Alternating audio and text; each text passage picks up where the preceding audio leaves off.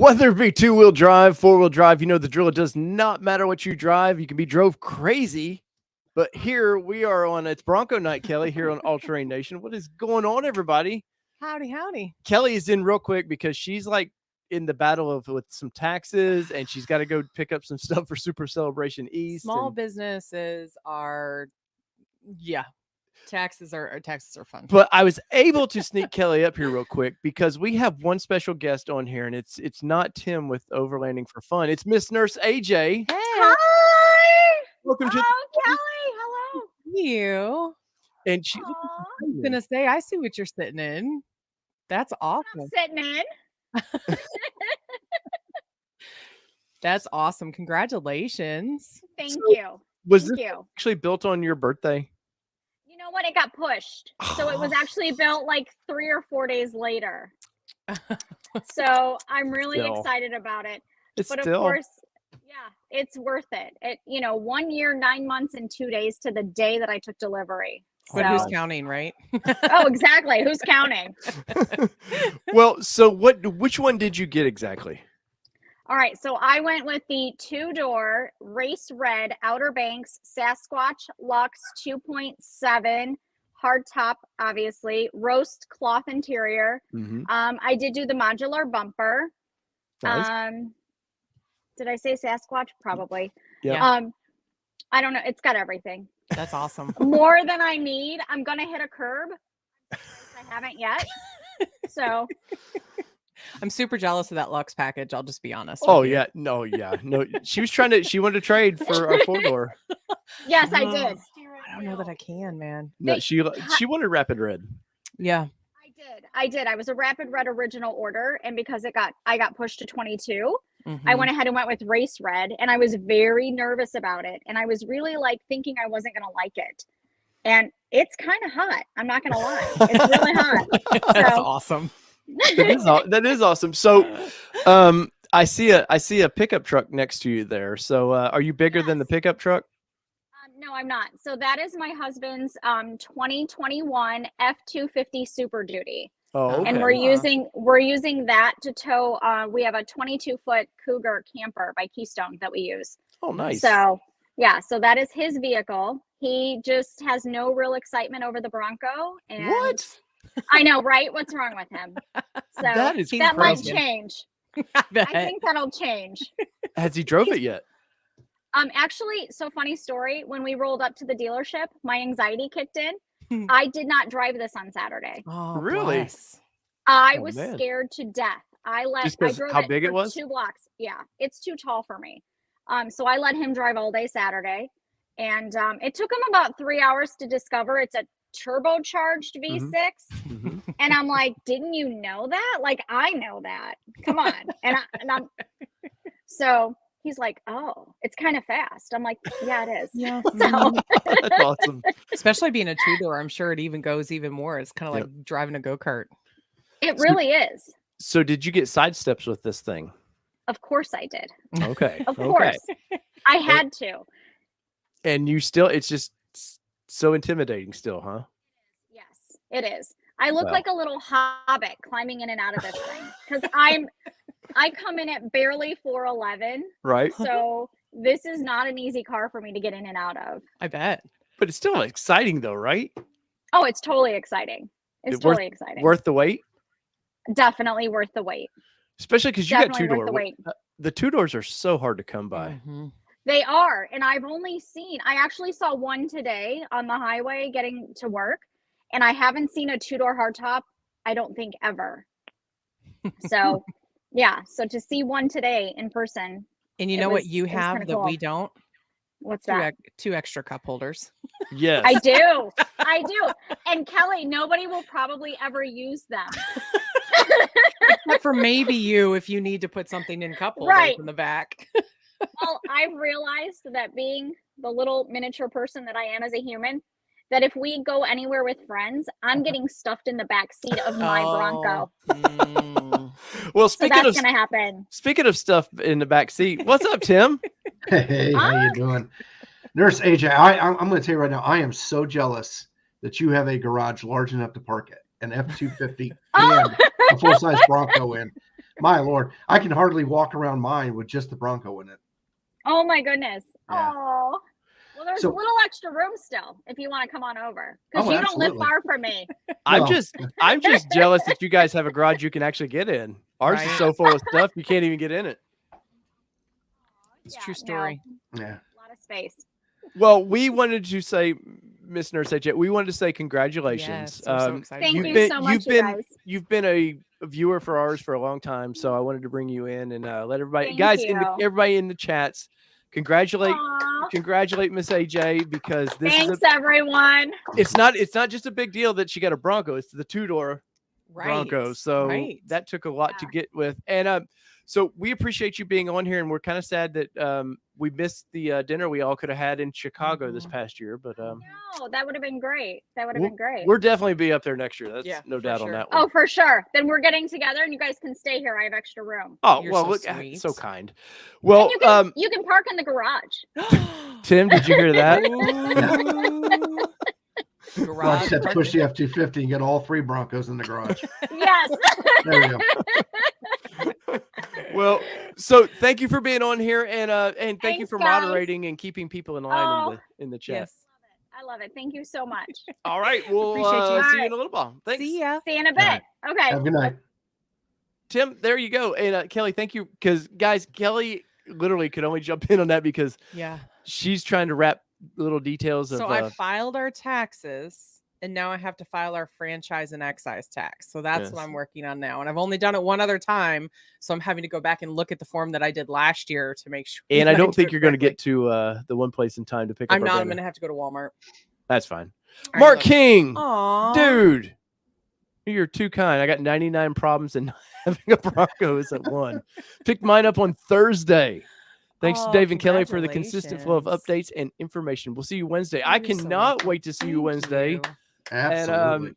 And we guys, all the super chats and stuff, you guys have been way too kind for us, and we appreciate it so much. They do a lot for the channel, and clearly we have to pay taxes on this money. So if you want to make Kelly do more taxes, I encourage memberships and super chats. Anyways, Kelly, I know you've got to go, I do. But I've got Mini Kelly here to replace you for a little bit. She's a little more like you than she is like me. I know. We're in trouble. So you guys are all in trouble. But I will see you all. I'm sure we'll be doing some lives from Bronco Cell as long as we can get cell phone coverage. So you will definitely see me. You just won't have anybody to keep the chat in line to tell you who all says hey. So I say hey. Kelly, go ahead, Tim. I'm going to tell you this right now. I am a network engineer. By trade, we will hijack Bronco Nation's wireless. We're gonna hijack it. Nice. That wasn't on recording or anything. I didn't hear anything. Tim, you're breaking up. I can't hear. Nobody said that out loud or anything like that. All right, Kelly. Go. Andrea, thank you for that super chat. You guys are way too kind. We will see you on Wednesday, but I am gonna bolt so I can get that in before midnight tonight and run a couple errands. But we will see you guys this week. Yes. Thank you. Thanks, Kelly. All right, now Mini Kelly's hopping in. Well, hello there. Yes, we'll be there Tuesday, but it's vendor time to set up and all that. And if I'm gonna have to send, we've got another special guest coming in here. We got Dwayne with Bronco Wild Outdoors, but I'm gonna have to send him the special link the way he likes it. I think. Very well. Hey, so while you're doing that, I was just thinking, in the I think it was in the backstage before we started, Nurse AJ was talking about some of the issues about getting up in the Bronco and stuff like that. And I was just thinking, Becky, Dwayne's wife, might have some tips. There might be a good video there for them to do. Would be a video of different ways to get in and out of the Bronco. A little bit more easily. Yeah. Well, there might be some cursing involved with Kelly. I don't know. Well, no, I was saying Becky from. That's right. That's right. Yeah, because she had talked the other night about having to find creative ways to get in and out of the Bronco. That just sounds like you're bored, though. I've got to find creative ways. Like I'm going to do a backflip through the window to get in, or. Oh no. Well, you gotta pull a Mr. Beast and break a window. Yeah, no, I'm not breaking. Putting the hot no, not right now. There's too many constraints in getting parts for Broncos. We're not breaking anything. Once there's more parts that we can get, pull a Mr. Beast. No, but I have Whistling Diesel that's damn near my neighbor, and I could just give him the Bronco to go get ran over or something. I was to say, if you want to meet him, just squat that thing. He'll find you. You know how he feels about squatted trucks. Oh, but anyways, everybody, thank you for joining the show tonight. This is gonna be a crazy one. I am pretty hyper right now. I haven't even poured myself a drink, Tim. I'm so hyper. What? Not yet. All right, so I'm gonna let everybody choose in the comments. So we got Gentleman Jack, we got Bullet, we got Bourbon Trace, or we got The Company. So if you want to let me know real quick which one I should pour myself. Oh, Stretch Armstrong. You only know Stretch Armstrong if you're in the members chat. So, yeah. But speaking of members, we got the royalty here that is Bronco Wild Outdoors, and we got them all. Look at that. We got the whole family in the house tonight. What is up? What is up? What, like, Dwayne, did we I didn't get the memo about the blue shirt, but thanks for joining in on that, man.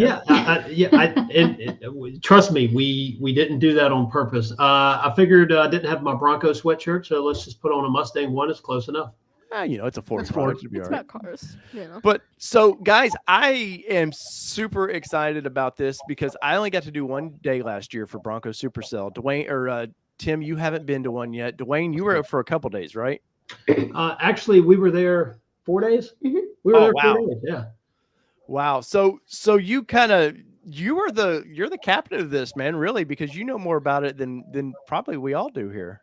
Well, yeah. So we'll chat offline about. Tim asked about bathroom breaks. Well, there's porta johns there, but there is a secret there, so we won't say it. Oh no, I heard you're on your show last night. Yeah. I think young Gavin there was giving it away a little bit. Yeah. Anyway, just head over to the visitor center. There you go. Oh, and by the way, I said it on your show last night. I'm only going to Supercell to meet Gavin because he's a superstar, and after that. Yeah, but the rest of it. You're the manager. Hold on. You have to go through me. I'm his agent and his driver. So. Yep. Well, you got to go through my management now then. Hello.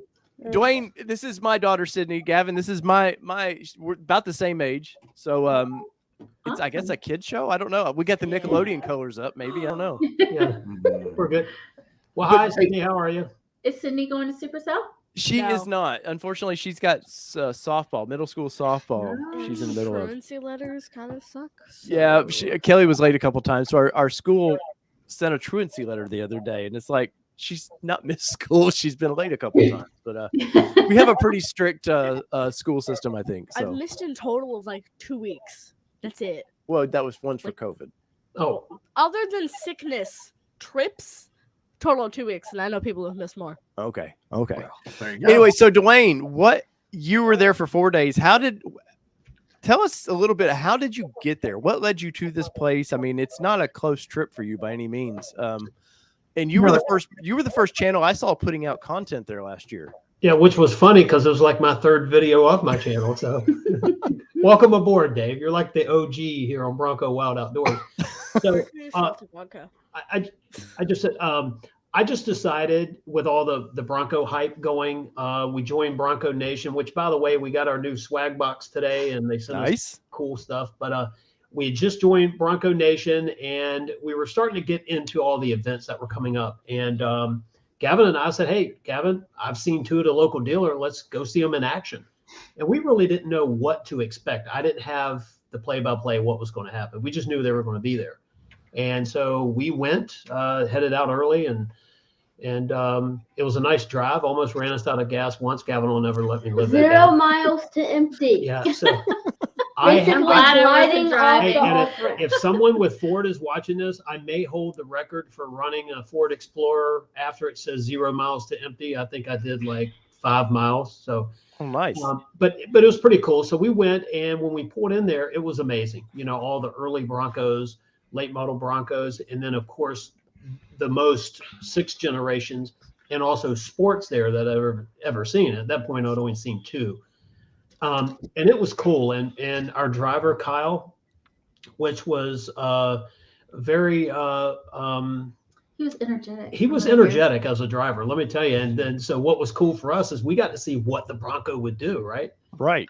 So it was fun. And then we're staying over in Pigeon Forge, so we'll probably get to that.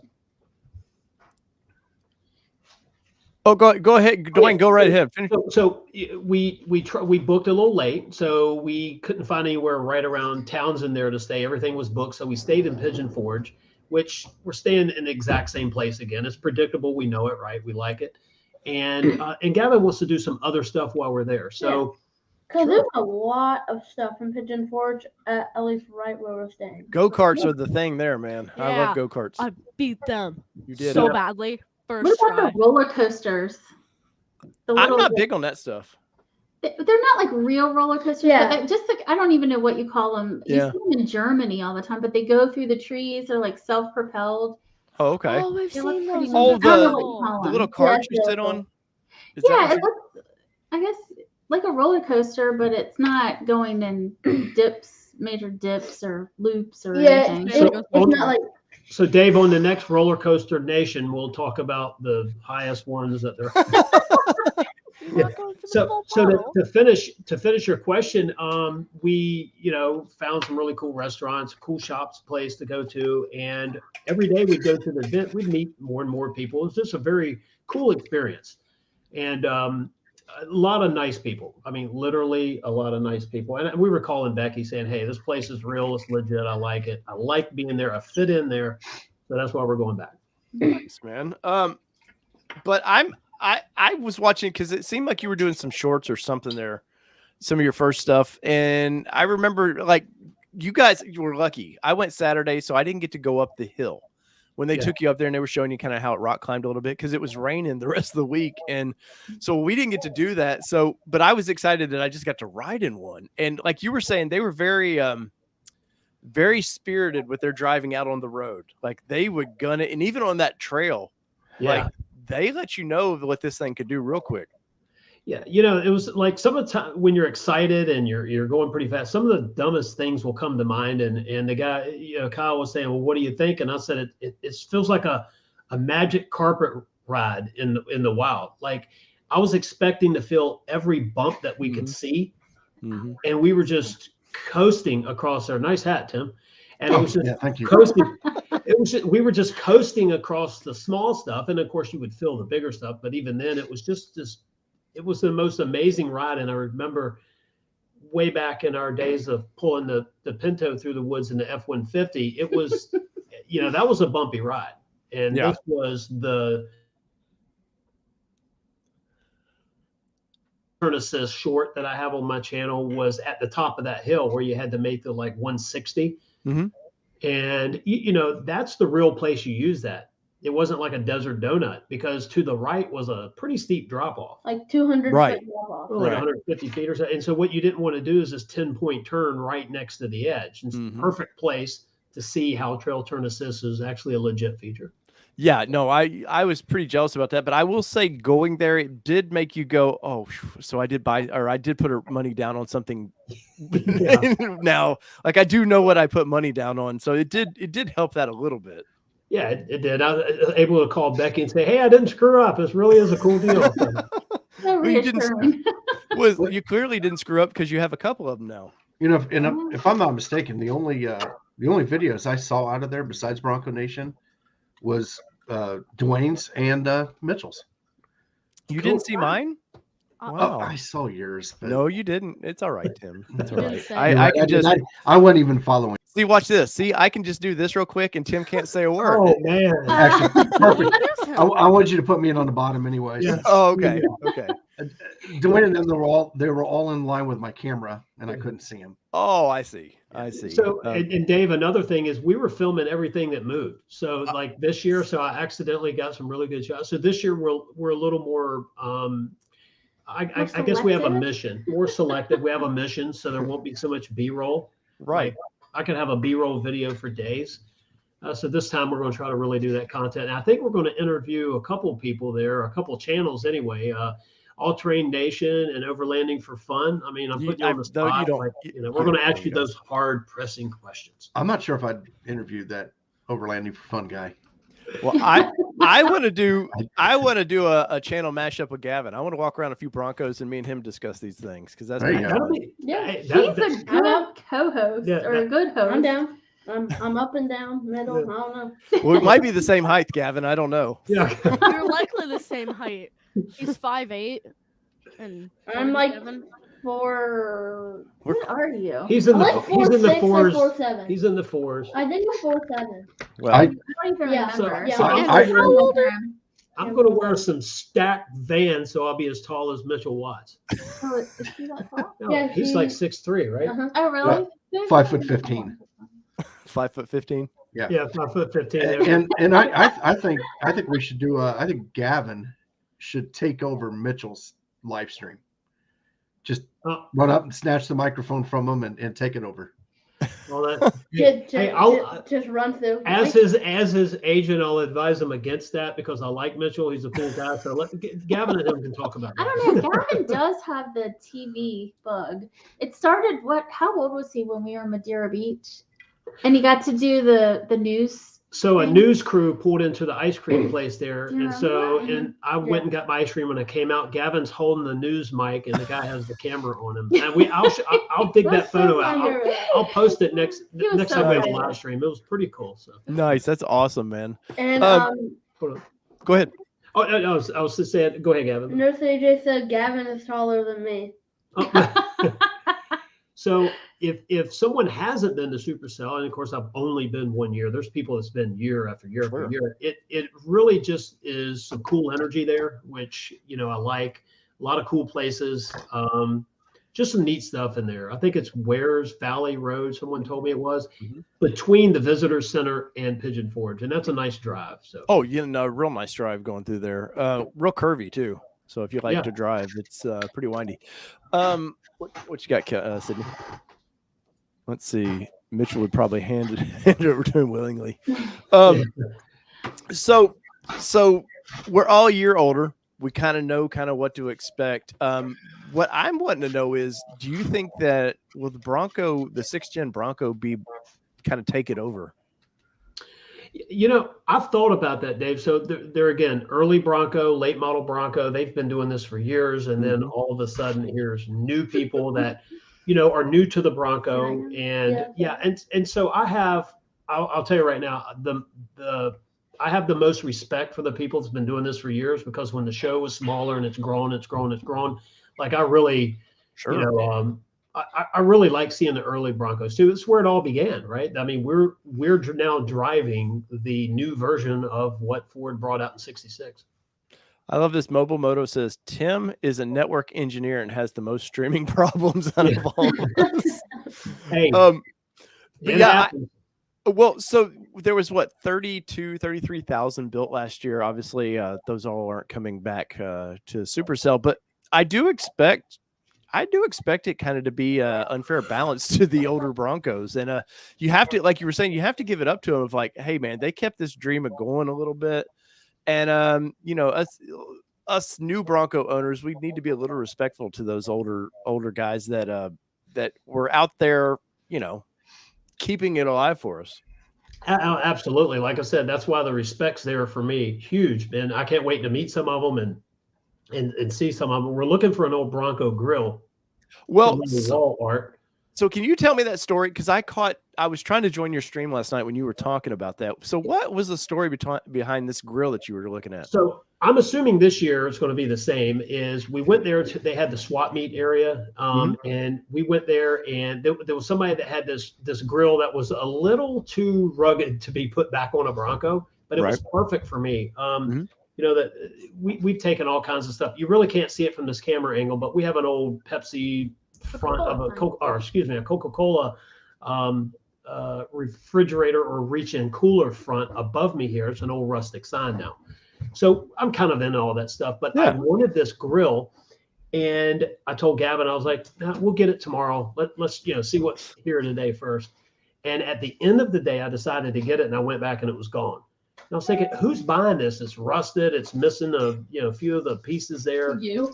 But I wanted it because I wanted to backlight it with LEDs and make it it'd be fun. Like that. Yeah. So we, as all that cool stuff that I've been able to experience over the years of taking stuff and upcycling it is what it's actually called. Taking it from one purpose and giving it a better purpose. That's kind of what we wanted to do, and we missed out. So don't snooze. Oh, and By the way, speaking of grills, what do you have there? You can't even open it. Oh, is it magnetic? It reminds me of your video from earlier. Huh? Your video from earlier when y'all were opening up all the cool little bags from Ford. Yeah, so I just decided to get a bunch of stuff there. I decided to get a bunch of stuff from Ford. We used our Ford Pass points for quite a bit of it, and it came right over. But yeah, Gavin was trying to show you this. So we just renewed Bronco Nation for the year, and they sent us a really cool box full of stuff. And I think he wanted to show you this. So speaking of grills, the grill badge this goes here. on the grill. Oh, nice. Nice. What's cool about this, if you don't have one or anything, they're really heavy, like they're solid pieces. So and it came in this little thing. That's cool, man. So, well, this is Dave's show here, man. We're trying not to sell. Oh, he's fine. I'm just kidding. It came with these little pins. Oh, that's cool. Something with a Velcro thing. Yeah. And then it came with a bunch of these stickers. It came with like. You can never have enough stickers. 10 or 20 of these little stickers. Nice. I felt bad. So David over there with Bronco Nation, I did a review on their first stuff they were giving out for membership, and it was a little weak sauce for what it cost. But I was just supporting the community, really. I didn't care. But I did a review on opening that stuff up, and David hit me up when I think it was at Supercell last year. And he's like, "Man," he goes, "I really wished you would have waited and we could have got you the new stuff." He goes, "Because I watched your review and I was just like, man, he didn't get the new stuff." Yeah. And, well, and you asked earlier a couple of things too. Is the people you get to meet? Who knows who you'll meet this year. Last year we met Tony with Trail Cartel. Super nice guy, and a few other people. We didn't really meet him, but we were filming around a few vehicles. Back road driver, I think it was. Yeah. I forget the brothers. I forget the gentleman's name, but anyway, we were, filming some stuff. It seemed like everything went to go film. We were filming together. It's a pretty cool guy. Yeah. And a few other people. I mean, I could go through the list, but but it was definitely fun. And people that were talking about the Broncos, they're ordering when we were going to get our date. I remember calling my dealer from there saying, "Okay, I was on the fence about Area 51. I said, okay, I've seen a clean one, a dirty one. I'll take it. Keep the color the same." Nice. So, well, that was the thing for us too. Was they had all the colors there except for the first edition blue, and I wasn't trying to get a first edition anyway, so that didn't bother me much. But to get to see like the rapid red and stuff, and that's where I started seeing all that mud on the doors.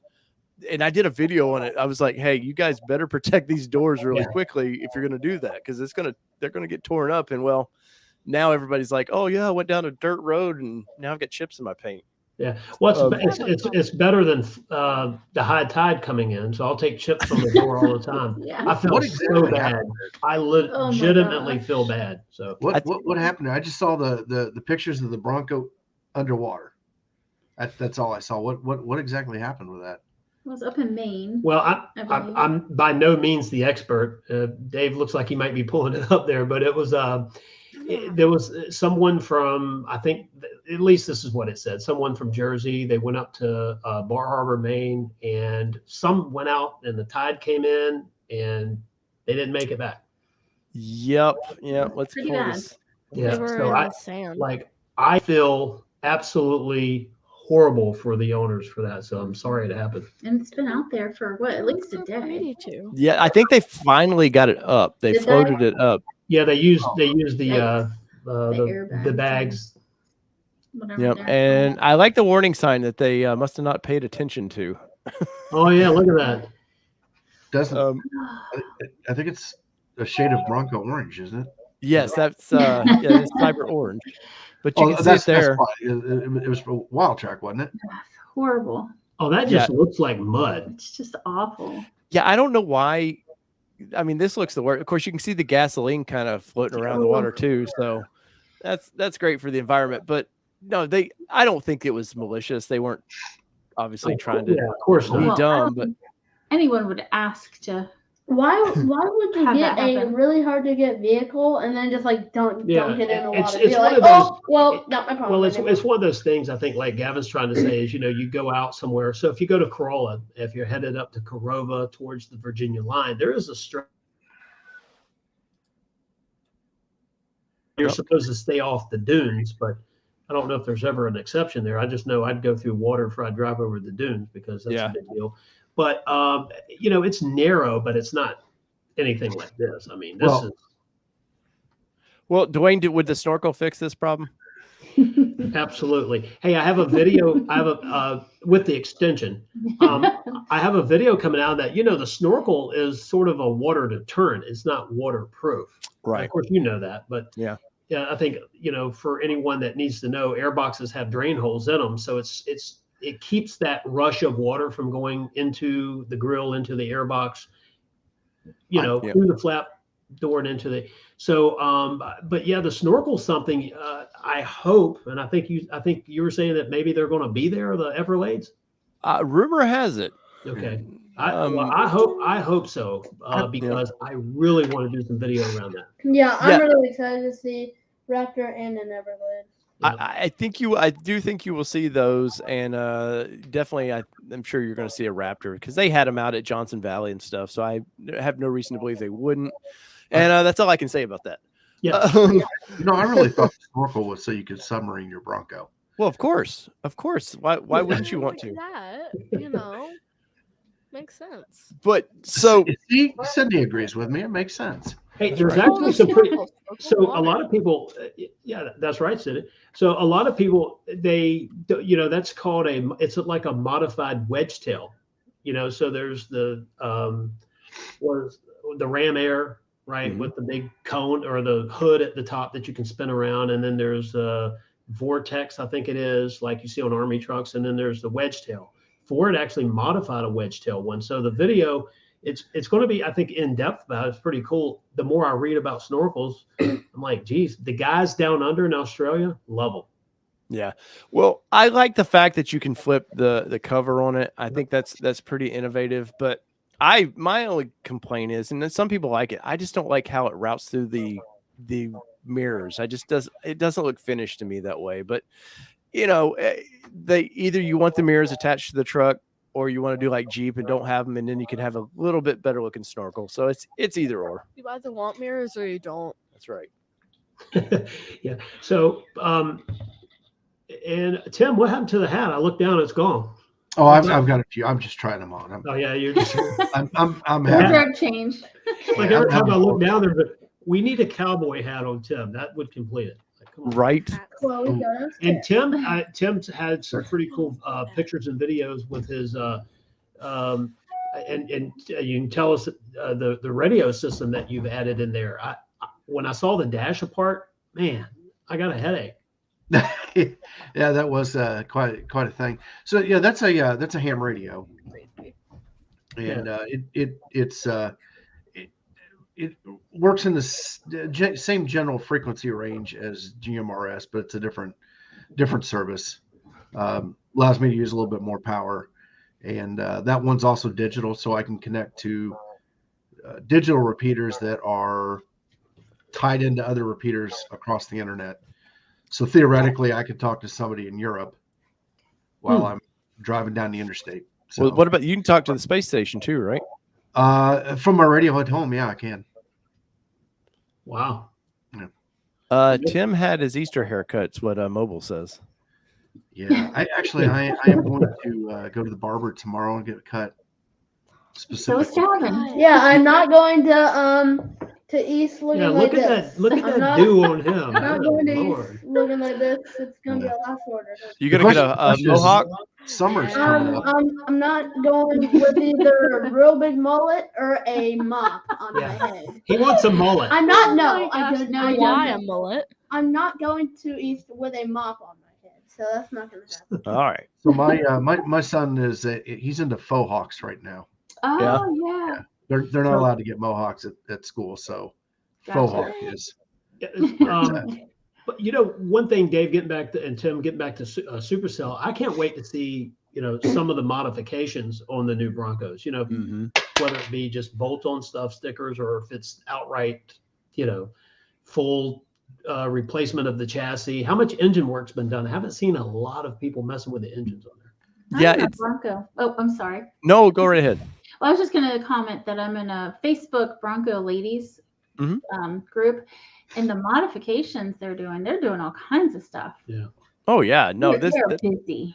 That's the fun of this vehicle is it was fun to get it, but now it's fun to make it your own, you know? Yeah, absolutely.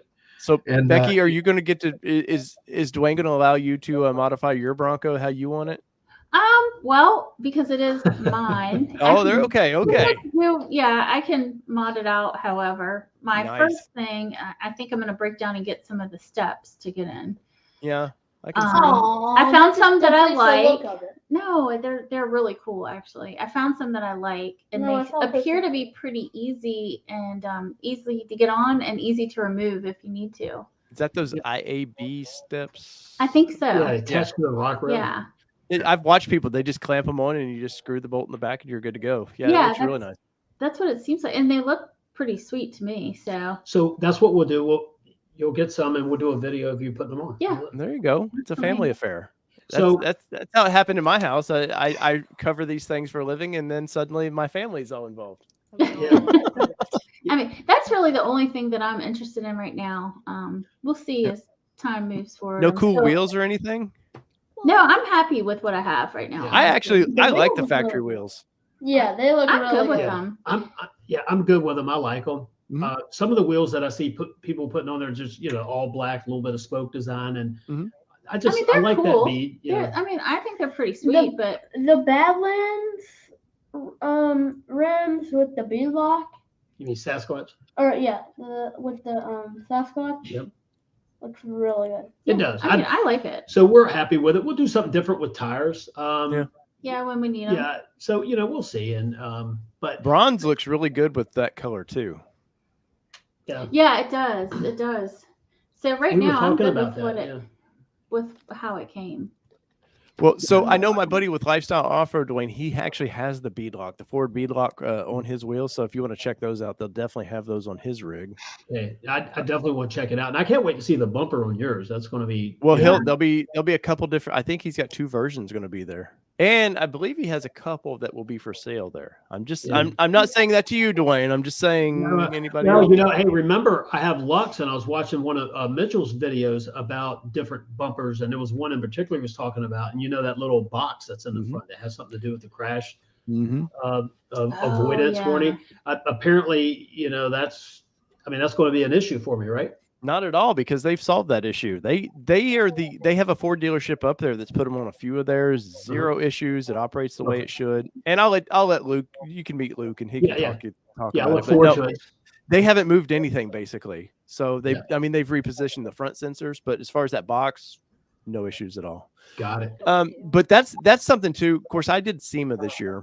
And so I've seen a lot of the bumpers, but I am curious to see what the smaller shops are going to start doing. So I'm kind of excited to see, they bring them out, what they look like. And I know Lifestyle's got a full set of skids they're bringing out to show, so front and rear bumpers.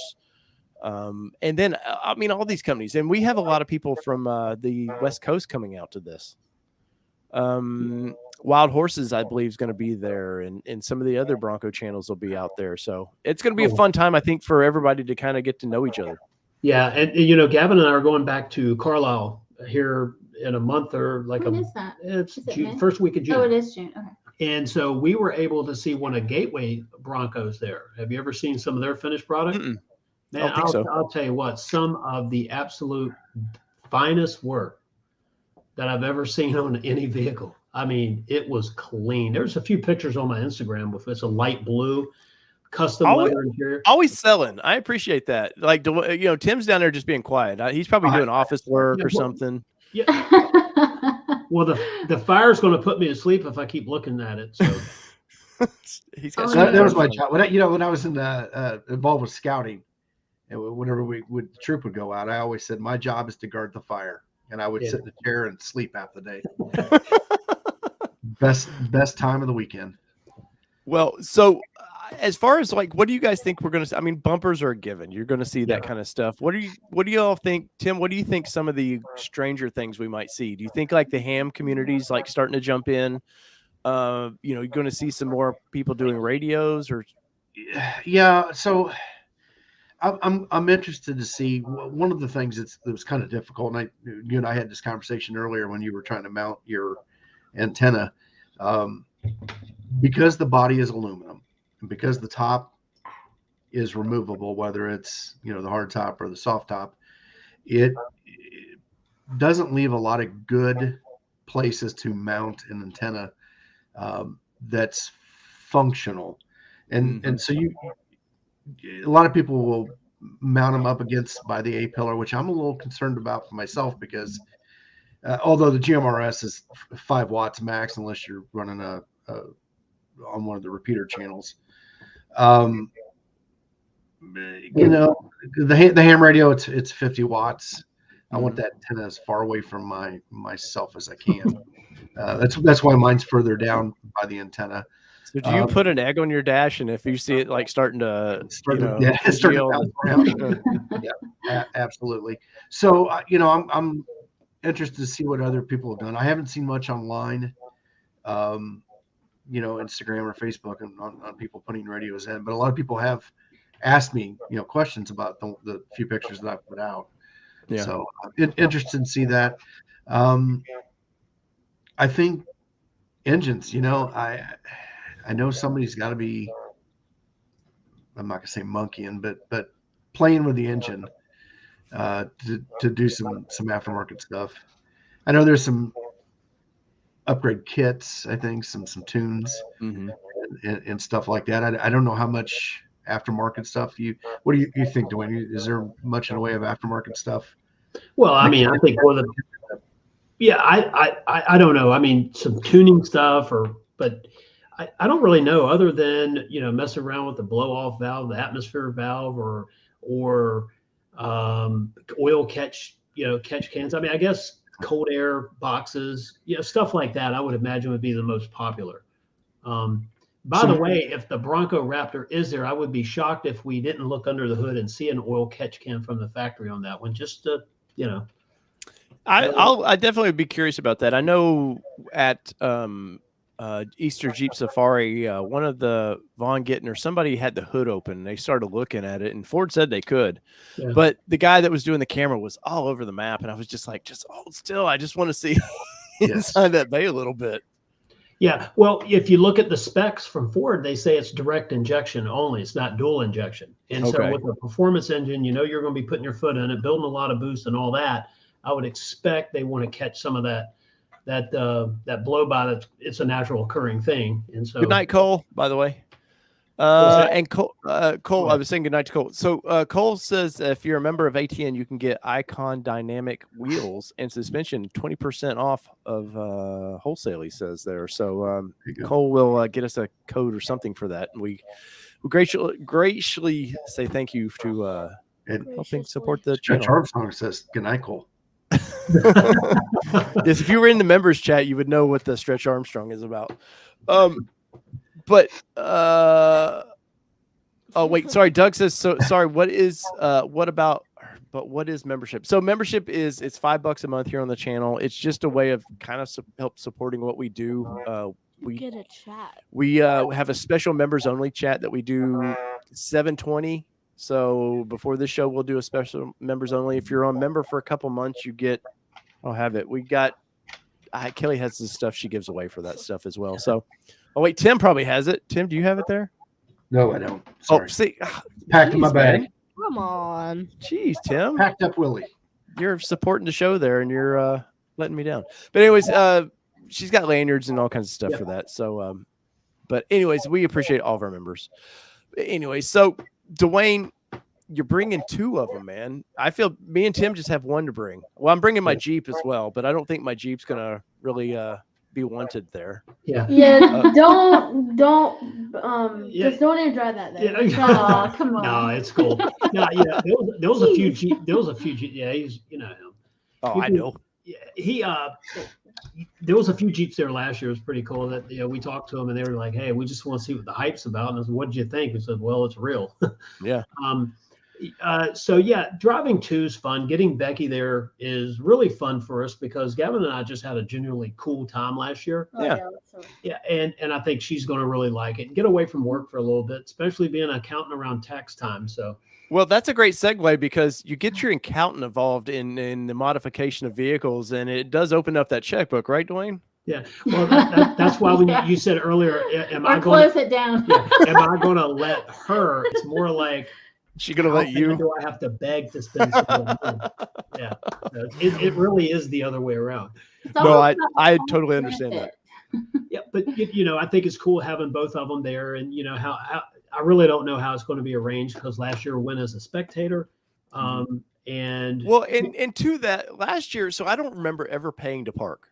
I don't know if it was because of the weather or what, because I came in at Saturday. We were there by, I guess, noon, maybe. I'm not sure what time we got there. And parking was a mess. I'll be honest. Parking was, they could have cut the grass where they were having us park. It was tall. We drove our BMW, which was another mistake, probably. It was like, well, we went mudding. The good thing it was all-wheel drive. We went mudding in that. But I'm hoping with the turnout they're expecting this year, it's a lot more land devoted to, because Bronco Nation is doing the special deal where you can park there. Obviously the older guard is they're going to want their trucks in their show areas. So as far as general public, I hope they have a little bit more area for general public to park. Yeah. So that backfield, they had something called the Bronco Olympics. I don't know if you've heard of that. I don't know what it was. Somebody maybe that's been can tell us, but they kept announcing it. That they were doing some different deals. So there's a lot of property behind there. Now, how much is the visitor center area or whoever owns this property? I have no idea, but there's a lot of field there. Are you going to do any of the rides that they have planned at all? Well, so my Bronco is going to be stuck in a booth all week. So I don't think they want my Jeep once again, riding around with them. But no, I would like to, but honestly, I'm such a tight schedule that I have this press event I have to go to afterwards. It's like we pack up. Literally, we're going to pack up sometime Saturday afternoon, and I have about enough time to do some laundry. And then it's get on a plane 5 a.m. Sunday or 6 a.m. Sunday morning to head to Dallas for a few days. Dude, laundry's overrated, man. Well, I think I'm a guy. I think so too, but just buy more clothes. Yeah, just buy more clothes. Stop by Target on the way home. Clearly, I need the tax write-off. From what Kelly's told me, we need the tax benefits, so maybe that works out. Yeah. So I don't know. I'm just really looking forward to it. The drive. We're going to go. We're hearing that Interstate 81 through the mountains there. They're doing a lot of road work. They're always doing road work there.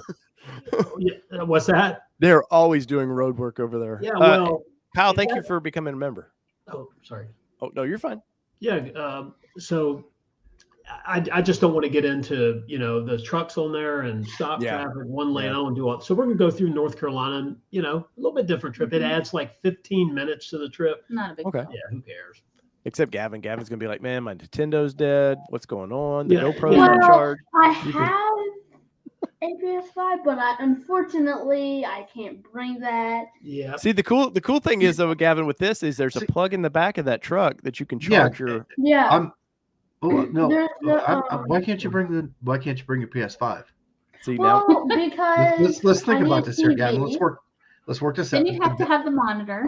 Yeah, I need a TV. And then we'll not worry about losing it. No. You can have your parents swing through Best Buy on the way out of town. Yeah, get you a small one that we can duct tape it to the back of the seat. You've got a power outlet there in the back. No, right? What we need to do is put it on the roof in the very back. Then I'll be laying down doing like this. Yeah. Okay. Hey, Tim, I'll call you and get your credit card number in a little bit. How's that? Oh yeah. Hey, actually, Dave needs some write-off material here, so I think it would be good that he could buy some ATN monitors for the back of that. Wow. To the top, and then have the cord plugged in, and then it'll be like this. Tim, you're doubly being mean here because we have 2 children that would like this idea. Yeah. Oh, trust me. My son's trying to figure out how he can play Minecraft on the 12-inch display. Let's see. It's bedtime. I think Gavin's On actually. that note, Gavin's gonna go to bed now. Yeah, Gavin's getting ready to split. It's past his bedtime. So. Well, no, it's not past. My bedtime's 10. Yep. So I want to jump in here real quick. So Cole said if you go to Icon Vehicle Dynamics page, their website, and grab the part number of whatever you want and get it to me and I can get it to Cole or however, and he can get that discount for everybody. So, hit me up on allterrainnation.com for that. Oh, yeah, that would be cool to see. And thank you for coming back for that, Cole. What's that? What would be cool to see is just like a monster truck but a Bronco, like high. Oh, there's already monster trucks. There was a one with deep dish wheels that was.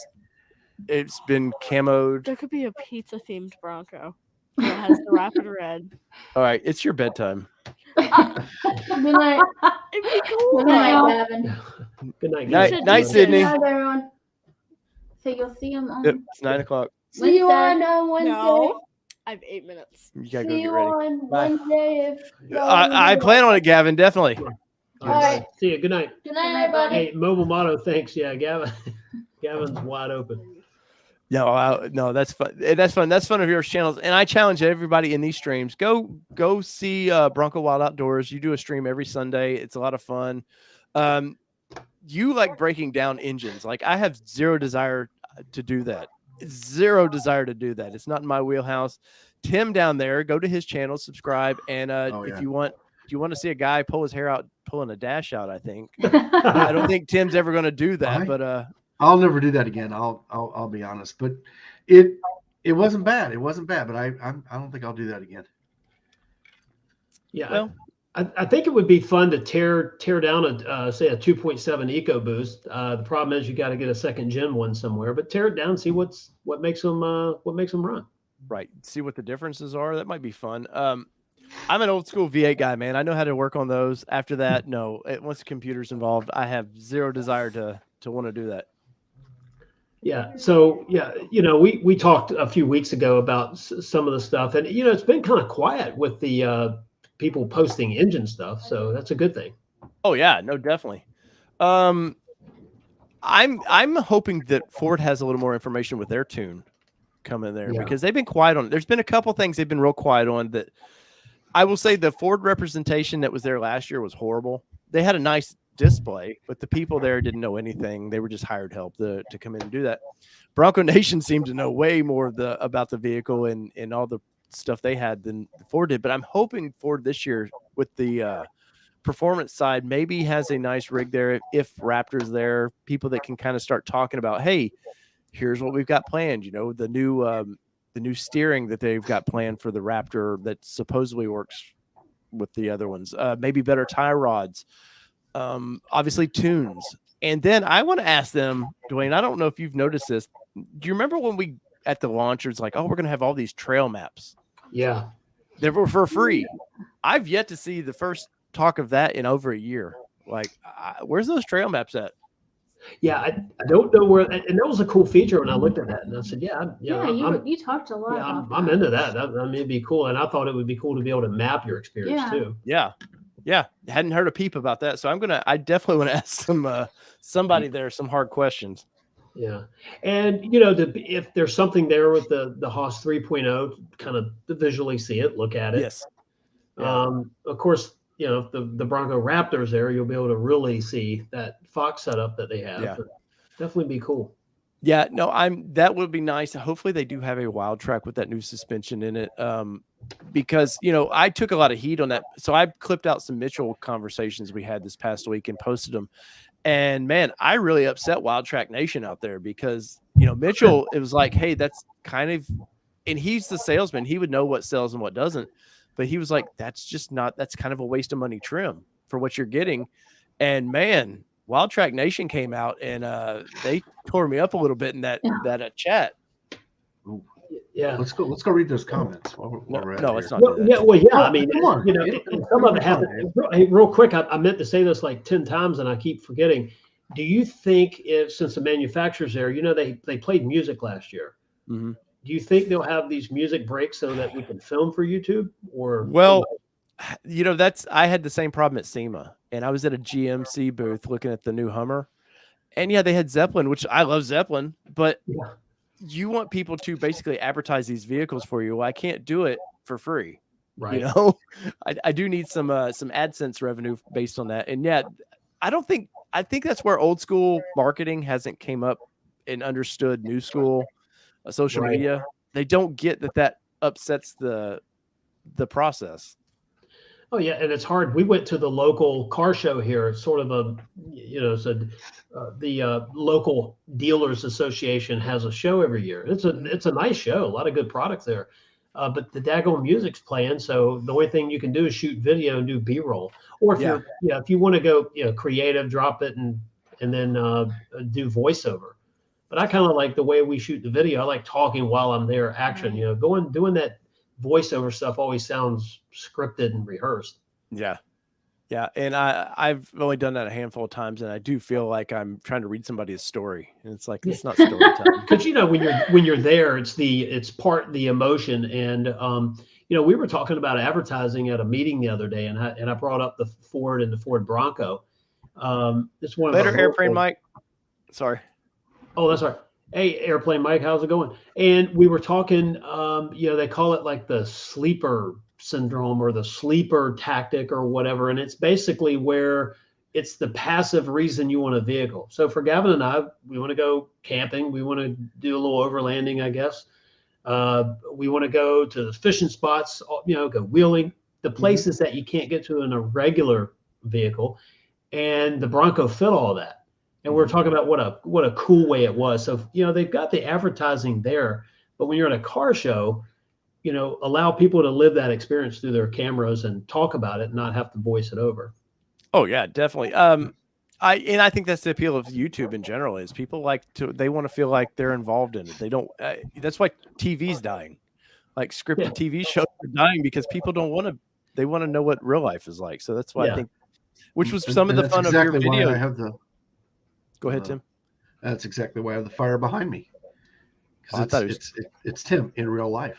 Oh, it's just the perfect fire, though. I'm just amazed every week. No, and the sunset there, the kind of foggy over. It's always perfect, Tim. Yeah. Well, I mean, that's our view here in Indiana. I mean, we've got the ocean, and then perfect fire, but. That's what all the years of being involved with scouting will do. It'll teach you how to keep a fire like that going. Oh yeah. Good night, Doug Roberts. Yeah. Thank you for joining in, by the way. Hey Dave, we're going to see between Becky and I. You keep talking about this, competition between us. We'll see who makes it there first. That would be. No, I can't speed. Like the cannon. Yeah, we can't do the cannonball or something like that. Yeah, the cannonball run. Yeah, I can't. No, I can't. So I've gotten in trouble.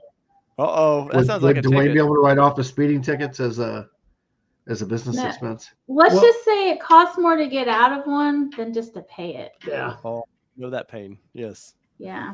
Well, I'll tell you my story. Yeah, she'll tell you down there. So nice. She does have a supercharged. She does have a supercharged Range Rover, So I know. Did y'all get that fixed? Yeah, it's fixed. Yeah. Nice. Yeah, she got to stretch her legs yesterday. Oh, I was gonna say, does it sit in the driveway now and look kind of sad? Yeah, very sad. And it is in the driveway right now. The green Bronco's in the garage. Getting rained on. How you like that? Isn't that just like wrong? Yeah, it is. So wrong. Does Virginia still have the police still have 2 blue lights, or have they gone to the blue and red? No, it's all blue. I think. Is it all still blue? I don't know. I don't pay attention when I get pulled. I just look down my Yeah, it depends on what city you're in. What color were they? I don't know. I was so mad the last ticket that I've seen red. Yeah, but so what? Yeah, hopefully none of that'll happen. How's that? Yeah, hopefully it'll be very uneventful. The key will be staying awake. When I was stationed down there, I was heading out to towards Dahlgren, and I'm just cruising along on a state road, flying. All of a sudden, I see blue lights in my rearview mirror, and just it's kind of catching up with me, and then right on top of me, and I'm just going, and finally, the car comes around me, and it's a state trooper. So I pull over, and he's all excited about me, not pulling over and everything. And I had to explain to him, I'm like, well, in Indiana, where I'm from, and my truck was plated in Indiana, blue lights are volunteer firefighters. So, I figured, wow, yeah. You were on a passing road, I could get out of your way, because in here, you're not required to necessarily yield to them. It's more of a warning light. and you would kind of get out of the way so they can get around. But that's So that's why I was wondering if they still, because most of the states, police are both a blue and red light now. At least that's here, blue. Just blue here in Tennessee. Do you really? Wow.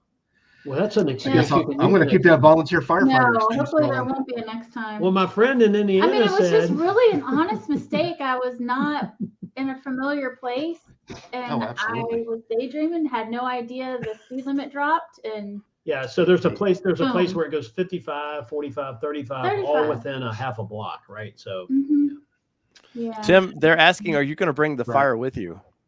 I'm going to try to do something. Hey, actually, the Bronco Nation had that fire there last year, and the chairs set up, and it was some pretty good conversations happened around that. By the way, I hope they do that again. I'm hoping. I think Nashville Early Bronco is supposed to be emceeing something again there as well. Of course, he's done a lot of the stuff on Bronco Nation. He did a lot of the stuff, the how to take parts off and stuff. Who I think should be the face of that channel, by the way. Like, I think he does the best out of all of them. But he does a great job. We like watching the videos where we met him last year. Super nice guy. He asked me to. We bought some of his hats and everything. Oh, nice. He asked me to take a selfie or a picture of him and his family, and I did not realize who it was. Oh. I knew him from his channel, but I didn't realize it was the same guy, the flannel shirt guy, as they called him on the Bronco Nation stuff. Yeah. It never dawned on me that it was the same guy I was talking with. But yeah, I got to meet his family. He's really nice people. So hey, I'll throw this idea that whoever comes up with it. Why don't we do a flannel T-shirt? A flannel T-shirt. Hey man, it'll fit right in, right? The Bronco thing. Well, I'm a product of the '90s. I'd fit in there, I guess. That just kind of reminds me of mullets. Yeah, and I could grow a mullet next year. Next year's show is gonna be right on. I'll have let's see. Tim's got a reverse mullet. I'm not sure. That's right. Yeah, got a chin mullet. Oh. Hey, speaking of mullets, Dwayne, I saw some pictures, some long-haired pictures of you on Facebook. Yeah. Oh, how did you know that? I'm betting there's some stories that go along with that long hair. Well, let me tell you. Yeah, it involves a very fast Mustang. Before I got my F-150 that was lifted, I did have a mullet, and it was a lot of rock and roll. So it was pretty cool. Those were the late 80s. Let me tell you. What was your jam back in the day? What was your band? Def Leppard still is. Yeah. I mean, a lot of different bands, but I think Def Leppard, all in all, I like it. And Gavin, is it because the drummer had one arm? Is that what it was? Yeah. You know what? The talent of that entire band. Yeah. And I saw the movie and I realized, the stuff they've been through. It was kind of funny at one of their concerts recently. They said, yeah, they were drinking bottled water, and they were like, yeah, if you saw us 30 years ago, this is a show here. And they're all healthy now. They're looking good, playing good. They sound good. So yeah, it's pretty cool. I think they have a residency out in Vegas right now. At one of the hotels. Are you selling packages to Vegas for Dwayne? Is that I could be? Yeah, I could be. Because the way Dwayne said the recent shows is like he sees them twice a year or 3 times a year, something like that. Yeah. So whenever they're around here, whenever we are you like the Deads fans? Do you travel around and see Def Leppard? No, I'm not that bad. They have to be between Richmond and Virginia Beach, and then I'll go. Other than that, I'm not going. Tim, what was your band back in the day? What was the jam for you? God, I was all over the place. Def Leppard, Motley Crue, Guns N' Roses. I mean, I was all over the place. Man, I'm so young. A little Tupac in there and some Biggie. I was listening to NWA today. It was kind of funny. I think I scared my guy working with me. I don't know. I had this hat on. I don't know if anybody caught this. I did see that. I saw it, but I didn't see it close enough. That's the Wu-Tang Clan. Oh. So you look like a Wu-Tang guy. Yeah. I'll be listening to Kid Rock going down there, I'm pretty sure. I like Kid Rock. Why not? I surveyed his property. Oh, that's Did you really? Oh, yeah. I've surveyed a bunch of stuff. So he had a thing on, Fox Nation where he has a pretty big spread there. Yeah, his White House that he's building. Oh, really? Yeah, he has a replica of the White House. Well, it's bigger than the White House. Have you happened to see his latest video, his newest song? Don't get anybody in trouble. It's kind of political in nature, so we won't get too much into it. But it is on YouTube, he does have a very interesting one. I think most people will probably like it. Maybe some won't. Well, I know we have somebody that watches this that is friends with him. So, well, we're a fan. Dwayne's just like, hey, fan. Hey, next time, concert tickets right here. No, but hey, I will say this, YouTube wise, guys, you would be amazed who watches your YouTube stuff. You think, oh, nobody's watching this. I don't care if you have 5 viewers, 100 viewers, or whatever. You'd be amazed who actually watches that stuff. Yeah, well, you never know. We actually have quite a bit of I guess emails coming this way, about different things, and we've actually we're going to be doing a product review for a company. Nice. That we actually believe in. So I mean, you get a lot of stuff, but so that'll be coming up. So that's kind of new, Dave. I know you've been there before, but I was actually going to message you and say, hey, give me some tips there. But it's pretty cool to and they watch and like, okay, I'm flattered. Yeah. Well, the thing I've always said with product reviews, be honest. I've had people that I really like, and I've got one coming out that might down the road that might surprise y'all that some things I don't like, and that's the thing. They understand, hey, it's a review. There's a 50-50 chance on that. So that's all I ever say. I'm going to be reviewing the ShamWow this this Are you? summer. To wash the Bronco with the new Bronco edition ShamWow.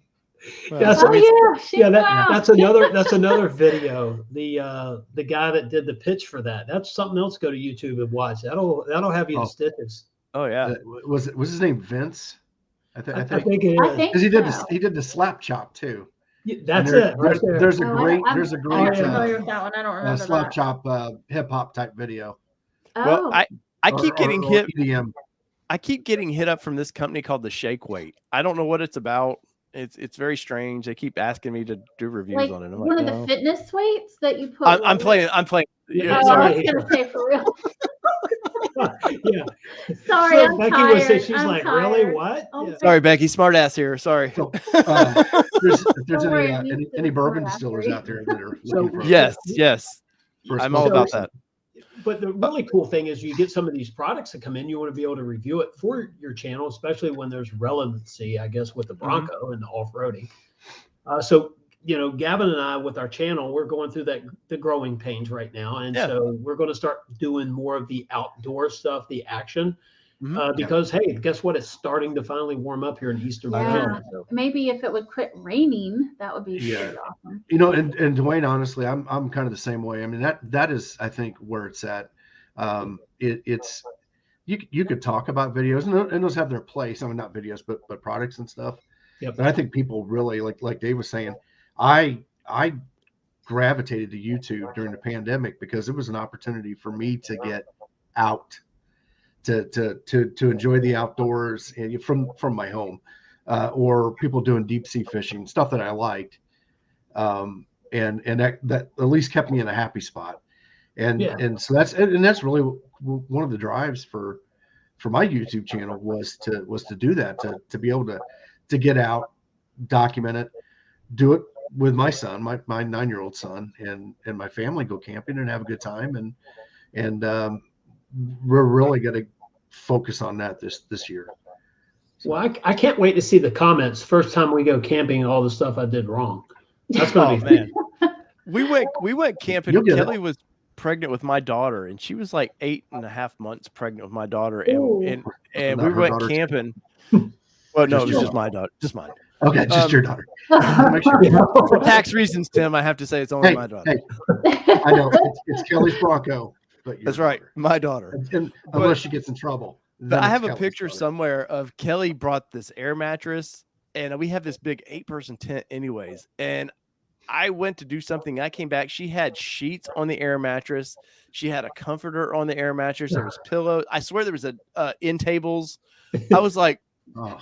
I thought we were going camping, but I was like, "Oh, you're pregnant. I totally get it. You want all the comforts of home."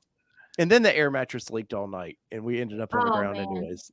Yeah, that's no fun. No, that's so. What a trooper Kelly is. Mobile Mono commented on Ronald Martin. Was it Papil or Papil? The guy with Ronco. Remember the company that all the. Oh yeah, Ron Papil. Yeah, Papillo, that's it. Yeah. Yeah. Yeah, I used to love watching those stuff. I'm like, I don't need that, but he did such a good job pitching it. I want to buy it. Oh, thank you, John, for becoming a member. Thank you so much for that. I got my and members, here. If you're new members, we've had a few join tonight. Members get early access to a lot of things, so you might see stuff pop up on the main page. I try to do little hints of what I'm working on, editing videos, and we do the membership stream 7:20 Central Time, so on Mondays. Plus, I try to, if members, you have questions, I try to get to those. Oh, Bubble says I need to get Jonathan Ward on chat. We are supposed to get Exodus 4x4 on here really soon, which is who is your buddy Tim, or a trail Tony's friend, yeah. Yeah, Tony's buddy, who has a really nice channel. It's a Jeep channel, but they did a bunch of at Moab. So, and I'm supposed to have the brothers that you were talking about earlier, back road drivers. They were supposed to be on a couple of months ago, and I think they got something happened with their channel. They just suddenly stopped doing videos, and now they're back. They had problems, I think, with almost all of their vehicles. Yes, mechanical problem, like engine problems, and I think one of them had a Whipple supercharger on there that had a problem and fouled up the motor, and so I think they're now back in a position to where they can start filming videos again. Nice. But you mentioned Exodus, one of the, probably, I guess it was one of the first videos I saw of the Bronco in action was Tony and Exodus at Johnson Valley. And it was, it was really, really some cool action stuff. And I was like, man, now I have to go see one. I will say I watched the Exodus. They were at the Bronco Nation thing in Moab last week, and I will say they did seem they didn't say it in their video, but they did seem slightly like, oh, that's the trail ride we're doing, huh? Kind of like, well, I could have done that in my backyard. But they didn't want to say that. But no, I followed the Exodus for a long time, man, so I'm kind of excited to have them on there. Guys, in the chat too, you can always link to in any of our chats, link who you would like us to have on the show, because we have this, and the Tuesday night show is anything goes. It's not Bronco, it's just automotive. Tim usually brings his fire along for that one as well. I do too, yeah. Although I feel like I have to get something else. That's right. Tomorrow we have Jill with the pickup truck plus SUV talk and the car du jour. Jill Seminillo will be on the show, and she's a journalist friend, and we're going to do a lot more interviews like that on the Tuesday night show, by the way. I was at Dave. It's funny. Speaking of Nurse AJ, where I think she commented, she was about 5 foot tall. Yeah, if I'm not mistaken, I watched one of the videos that Jill had done of the Bronco and she was standing next to it, and I don't think she came above the top of the fender. Oh no, Jill's right at 5 foot, I think. Yeah, 5 foot. Yeah. No, she's a ball of energy when you're out on press tours, man. She is a ball of energy. Hey, are there going to be any trail rides this year? I'm assuming, is it going to be like last year? I know Georgia with the Georgia Broncos has something. I think they're charging extra for that. I think the event itself has a couple, doesn't it, Tim? Yes, they do. They've got 2 or 3 events a day, but like the Ghost Town one. I'm sorry. I was wondering if Ford's going to have one of theirs like they did last year. Oh, I don't think they are this year, man. I don't think they're doing any rides, because I haven't gotten any emails or anything about how you had to do the pre-registration last year. Yeah, it would have been a great chance for a Raptor to get a ride in a Raptor. Oh, could you imagine that line? Yeah. I mean, Dwayne, we can always do it. Steal it. Duke boy style. Well, I will automatically say I'm out of that one. I'm not involved. I'm not doing it. They've already had one Tim in trouble. No. I'm talking about we could just take our Broncos. We could take our Broncos out and just take off. Yeah. Well, actually, just buy one, Tim. Like here in a couple months, just buy you another Bronco. Just do it. Yeah. It's fine. Wait. Yeah. No. So if I could get a 2-wheel drive, if I could put an order in when the order banks open up and know that I could get, or a 2-wheel drive, a 2-door, and know that I could actually get it within 6 months, I would totally put down for a 2-door, because that's what I wanted initially. I wanted the 2-door so bad. See, Kelly might agree to that just because really the cup holders. It. When right before we got the green one, the eruption green, said, maybe we'll sell that one and get a 2-door, but I don't know. I'm really digging the second 4-door personally. Yeah. It's cool, but it's practical. Yeah. Dwayne, here's a video idea. Let's take your doors on the green one and put it on the blue one, or the. Yeah, I think you should just roll into town that way. I could take it to the dealer and tell him I think something's wrong with the paint. I think my truck's sick. It's getting a little green around the gills. What happened to this paint? Actually, hey, we should roll into Townsend that way. That's right, man. Put my rapid. So we get a rapid red, a green, Area 51. Just I'll mix the doors. Just need another color. Tim, you and I could switch doors for a year. No one would know, right? We just switch back next year. That is true. Hey, trust me, if I ding my doors up, never mind. I won't say that.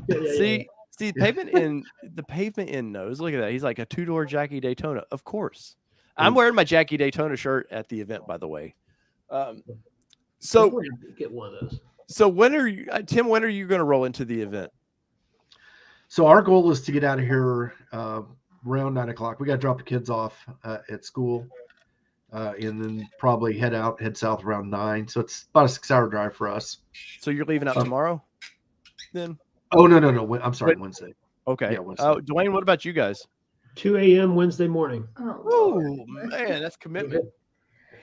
Hey, we want to get there before it's too late. And but you'll be asleep by the time you get there. Yeah, well, that happens. He keeps asking, how early can you go to bed Tuesday night? How early? And I'm like, how busy is it going to be? Things to do. I just can't go to bed. Yeah. Well, I have 3 days of work to get done into one tomorrow. Yeah, so wish me well. Too. Yeah. But and softball games. The goal. Let me say this: the goal is 2 a.m. So knowing this crew around here, it'll be like 3:20. I might be meeting them there the next day. I'll just say, just call me when you make it to North Carolina at least. Yeah. We'll take that. But might be the case. The Bronco. Should we talk about that? What about it? The anti-collision thing that kind of went off that day. Oh yes. I mean, I haven't had it happen. You've had it happen, twice now, right? Yeah. So, we had somebody merging in our lane. It's pretty cool how the Bronco keeps you in your lane, but hopefully that'll keep Becky awake. Well, it does tell you, but it did tell me once that. Did it bring up the little red crash symbol in the dash? Yeah. Yeah. I had that. The alarm goes off. Mm-hmm. I had that happen, Dwayne, when I was coming back from Iowa. I had that happen. I got too close to a car and I was trying to pass the car. You know how you get slow traffic, and I just moved up on it too fast, and it totally did that, and it scared the crap out of me. I was like, "What is this going on?" Yeah, well, the first time it happened to him, I had said it, and he didn't know because apparently it wasn't set in the Area 51. No. Oh, okay. So I was playing around with everything, setting it up. And he's driving. And I told her I'm getting too old for this kind of excitement now. I can't stand it. He was like, "What did you do?" So I don't know if this was a glitch in the system, but headed to the Outer Banks, we have to go to a toll booth. Mm-hmm. And we have an easy pass, so you don't have to stop. You just go 45 through there. Man, so I slowed down and we were going through there. Well, on the other side of a wall, someone was walking into one of the pole attendants. But there's no way you could get they were in a completely separate area. Right. Apparently, the Bronco saw something moving and it applied the brakes on me. Oh, wow. And the alarm went off and everything. And it was full blown. It was the next thing I was waiting to hear was, you ever watch those airplane stories? What happens to planes? I was waiting to hear pull up. So, it locked the brakes up on you. It did. Yeah, it applied the brakes, either that or it scared me and I did it and thought it did. So, the first time I was like, man, Jesus really took the wheel. Yeah. And Dwayne almost parked the Bronco. And I thought he was going to be mad and say something like, "I can't believe he did." He's like, "Wow, that was crazy." So the thing is if your foot's on a brake, if someone is near the road, even though they're not going to be in front of you or anywhere near you, if they're on the other side of a wall or something, maybe at least put your foot on the brake so it knows that you're attentive. Yeah. Well, the other day, when I was leaving my client last Thursday, it was fussing at me for not having my hands on the wheel. I'm like, "What are you saying? I'm driving. I'm attentive." I don't know if I didn't do something, and I don't know. So see, even when I'm not there, I'm there. Right. I was fussing about my driving. I personally dislike that, where it comes up and tells me to keep both hands on the wheels. It's none of their business. I bought the vehicle. I wish that could be. I wish that could be turned off. I wonder if you could do that through. I know. I thought you could turn it off. I don't know about that one. So my other car, my old car would actually. This one just kind of pushes you over in the lane. My old car would pretty much drive, keep you in the lane. It wouldn't turn, but I mean, you could just let off the wheel, and it would keep you going. But after a period of time, it would tell me, yeah, you need to get your hands back on the wheels. I mean, it was good enough so you could, set the cruise control, kind of turn around, change the kid's diaper in the back seat. That kind of stuff. But, there you go. But the Bronco, I don't know. I don't like that when it tells me to. Yeah. I'm gonna play around with my settings because I swear that I turned that feature on, but maybe it wasn't that. But I did find that short of putting two hands on the wheel, if you keep one hand on the wheel and just kind of turn it, just kind of wiggle the wheel a little bit, it'll go away. So I don't know. Well, I have to say this: I've owned a lot of vehicles, and they lose a little of their luster right after you get it. At least with me, they did. So you really want it, and then you drive it, and it's like, okay, this is cool. Gavin and I were talking the other day. The Bronco is still the vehicle, especially the first one I got back in September. It's still like the first time I've ever drove it when I get out. It's still just that really, really cool vehicle to drive. So do you when you get out of it, do you look back? Huh? When you get out of it at a shopping center, do you look back? Because that's a sign. I do. And I saw it. There was a meme that said, if you don't look back at your vehicle, you didn't buy the right vehicle. I haven't seen that, but that's no. Sometimes I do. Sometimes I mean, it's like I don't know why. I know what it looks like. I know it's there. There was a fairly new Bronco owner that posted on one of the Facebook groups, asking the question, is it bad of me that I'm constantly turning around, taking pictures of my Bronco after I get out of it? Not at all. Yeah, no, absolutely. Yeah. Absolutely. I mean, it is a sweet looking ride. It was like 2 or 3 days ago. So I can't wait to see all the Broncos there. I think, Ford's done such a great job with the design. I mean, to me, it fits. If I was doing this, that's what it would look like. I like it. I know I'm just being a fan of it. I get it. But I mean, I truly do like it. Mm-hmm. So. Well, and I have to say that I honestly like it more than I thought I would. Driving it on a regular basis. Yeah. I'm really contemplating selling the Rover because it's just sitting. Yeah. And it's a waste. Have you taken the tops off of it when you've driven around the road yet or I have only taken the two front squares off by myself. The middle one is too much for me by myself. Yeah. In the back, that's out of the question. And if I'm out and about, I can't even store the middle part in the back. At the front, I can put back there and by myself. And that's the one thing I do like about our soft top, though. We can be in town and just throw the whole thing back. Yeah. And you don't have to store anything. And with the Jeep, my Jeep has the panels like this. And I will say it's like a decision you have to make when you're at the house of like, well, do we risk the rain or not? I have seen that there is those kind of soft tops for the like they have the Jeeps. Yeah, the Sunrise. That there is a Bronco version of that out now. Yeah. Well, you can buy a soft top, and that's what we've talked about. Because when we got the green one, I did want the 2-door. Mm-hmm. So we thought about selling the 4-door to get the 2-door for our final one. But I think we've kind of opted against that. I think the Raptor is the final one. Maybe. I was going to say, come on, Raptor. I thought Dwayne was one in Everglades. Yeah, I don't know. Dwayne needs he needs all of them. No, we don't. We don't need a Bronco garage. That sounds like a YouTube channel. Well, I was going to say, I was just getting ready to say, geez, we missed that channel because somebody's going to go register it right now.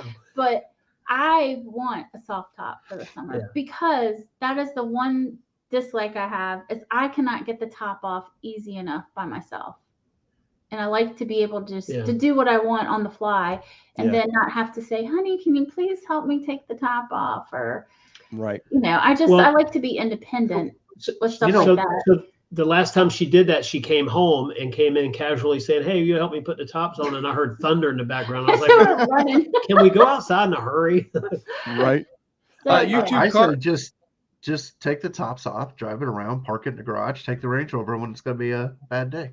Yeah, there you go. Yeah, in this case, the Rover was already in its spot in the garage. And that storm came up really fast. So, I think some advertisement there for Ford is here's someone that drives a Range Rover Sport supercharged that is driving the Bronco, contemplating selling it.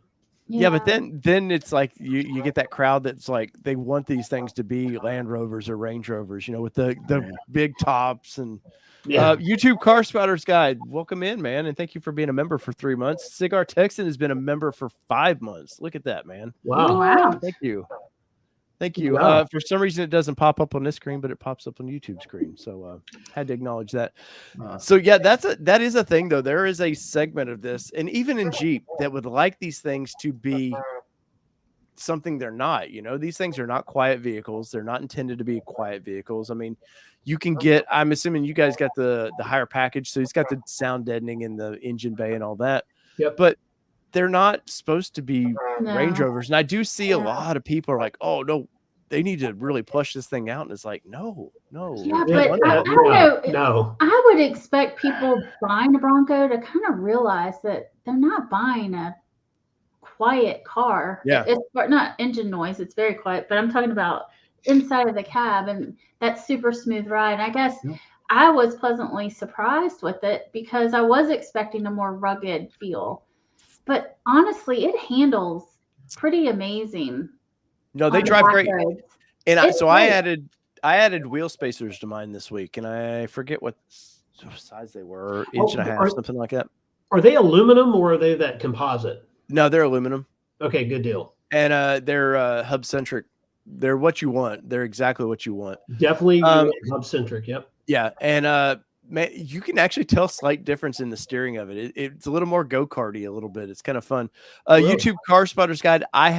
We went to the P.O. box this weekend. I didn't see anything, and I don't know that I'm going to have a chance to get there till I'm back next week sometime. But I'll check and see if I got your package. But no, it does kick it out just a little bit, man. And it gives those tires stick out just a hair past the fenders, which I like. Yeah. And by the way, if you're coming to the event and anybody wants a set of the fender deletes, I have them for $300. I think they're almost $400 from 4-Wheel Parts, and they'll be there for sale.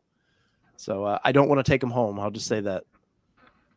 Hey, and by the way, off the kind of subject there, it looks like the weather's going to be really good. I mean, from what I've looked at, it sounds hot. Yeah. Let's see what it's going to be. Yeah, I think high 70s, low 80s, partly cloudy a couple of days, and I think sunny on Friday, I think it was. Yeah. So, like you were talking about at the beginning of the show, last year was rainy and cool and outright cold one day. You guys had horrible weather. We had frost really bad one morning. And Gavin was talking about that on the way to school this morning, how bad. He's like, Mom, it was like this, but really cold. Yeah, I know the weather was horrible. Gavin was a trooper. We bought him one of those wood walking sticks, and he had on his boots. Right. And he was cruising around the whole time, happy as could be, didn't care. Nice. They're resilient for stuff. I mean, they're the kids that'll go swimming when the water's 40 degrees and be purple and be totally content with that. Yeah, and last as long year, as it's fun. And for Gavin, at the time, he like everyone there was just so cool and so nice. So that's why another reason we're going back. It was such a good group of people that I met. Yeah. McDuff Smith just picked up the Bronco today. Have 2 Range Rovers, and I like the Bronco better. Yeah. Nice. Congratulations. Yeah, nice. Awesome. Good job for getting your Bronco today. Yeah, there was Tim. We had one. I don't know if he was a member or not. Was talking. He picked his Bronco came in Friday, and he picks it up Wednesday. Awesome. Yeah, I remember. And he's heading right to the event. So that's awesome. Wow, that's so great. When did Nurse AJ get hers? This past weekend, I believe. Sweet. Wow. Okay, I thought I think I remember her saying Saturday. Yeah. But yeah, congratulations, Nurse AJ. Yep. Yeah, no, she was talking about it. We had her on at the very beginning. She was like, it's almost too big for me. She said she had anxiety when she didn't drive it home. She said her husband had to drive it home because she had a little bit of anxiety about how massive the vehicle is. Yeah. Hey, I get it too. Plus, you've been waiting for a long time. We've been talking about it, and then you get it. Yeah. There is some of that. You're overly cautious. Yeah. Mm-hmm. And I'm out of that now. But yeah, because you're like, oh man, these are so hard to get. Parts are ridiculous to get. I don't want somebody running into me.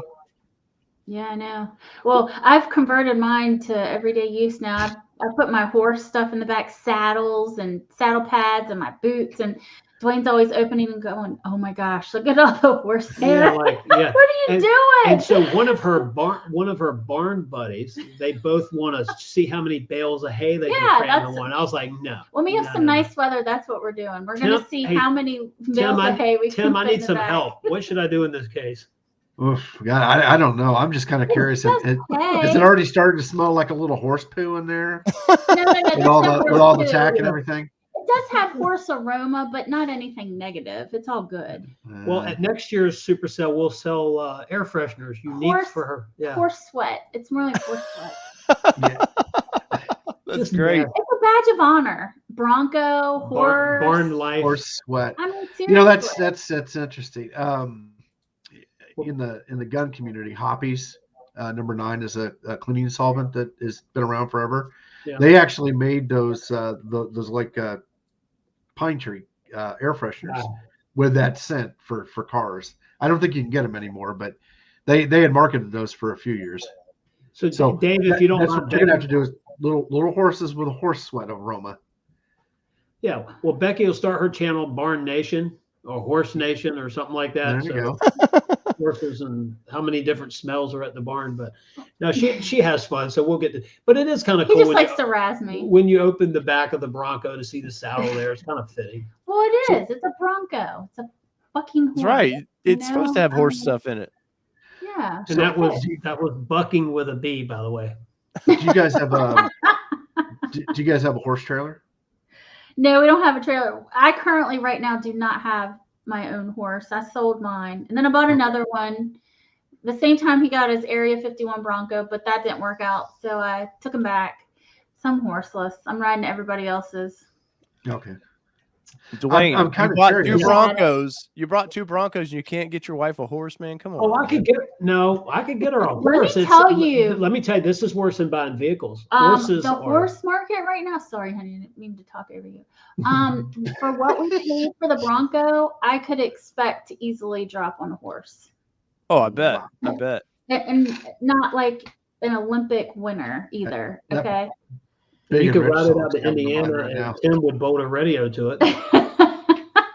we have but actually Bronco would be cheaper than a horse. So we have what's called Tennessee walking horses here. And they have the whatever, I don't know, a show at the end, like some world champion show for them. And I'm amazed at what those horses cost. And I'm not a horse. I really dislike horses. I will say I have a passion for not liking horses. I don't know why.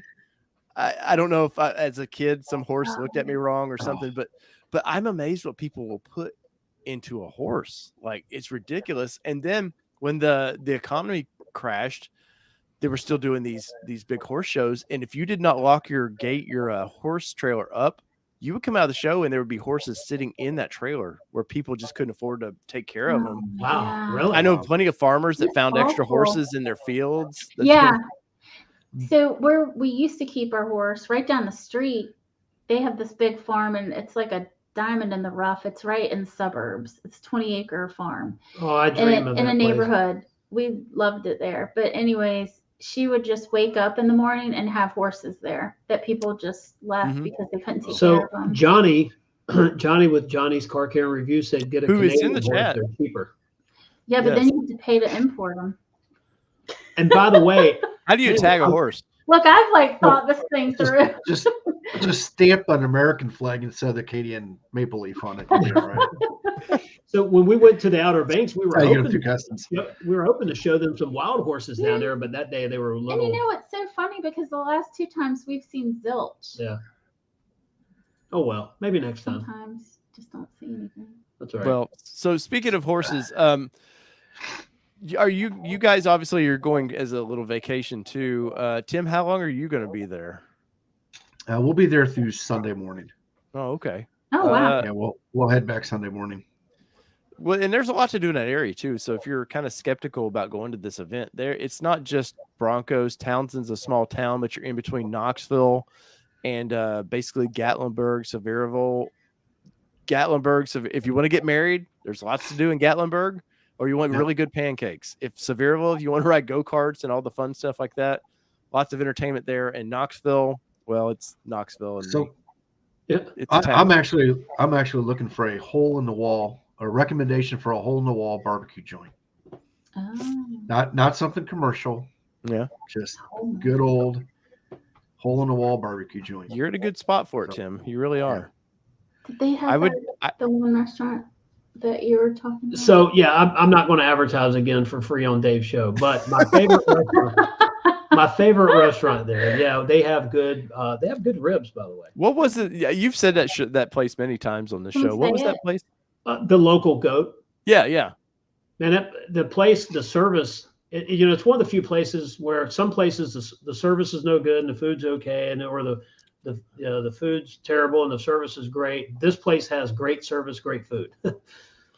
Yeah. Nice. So I'm excited because it's like within walking distance to where we're staying. And it's walking distance to the hotel. So, if you have which hotel was that in room number? Where y'all Yeah. at? So, I'm not giving that up. No party crashers. No. It's walking distance, but not the closest. So don't. Okay. Don't show up at that one. So. I will say I'm actually staying right just down the street from the event. So gotcha. You're in stumbling distance, right, Tim? I am in stumbling. There's a company distillery or something right across the street from where we're staying, not too far from there. So yeah, that sounds horrible. Stumbling difference because unfortunately my wife is not able to drive yet, so I will not have that designated driver. Oh yeah. So Birdog Overland, who is from the Knoxville area, says if you're in Gatlinburg, go to Crockett's Tavern for breakfast. Okay, so, that's a good recommendation, and he would know. He's from the area, so he definitely would know that. The pancake place, I forget what it is in Gatlinburg, is freaking amazing, but there's always a line around the building to get in that place. And there's for Gavin, I seen he had a nice pocket knife, Dwayne. In Gatlinburg, there's a fun little knife store in Gatlinburg. That's always fun. It's like he needs another one. No, he doesn't get to keep it. It's only when he's in my presence. But yeah, we go look at stuff like that. But we have to find some time outside the Bronco event.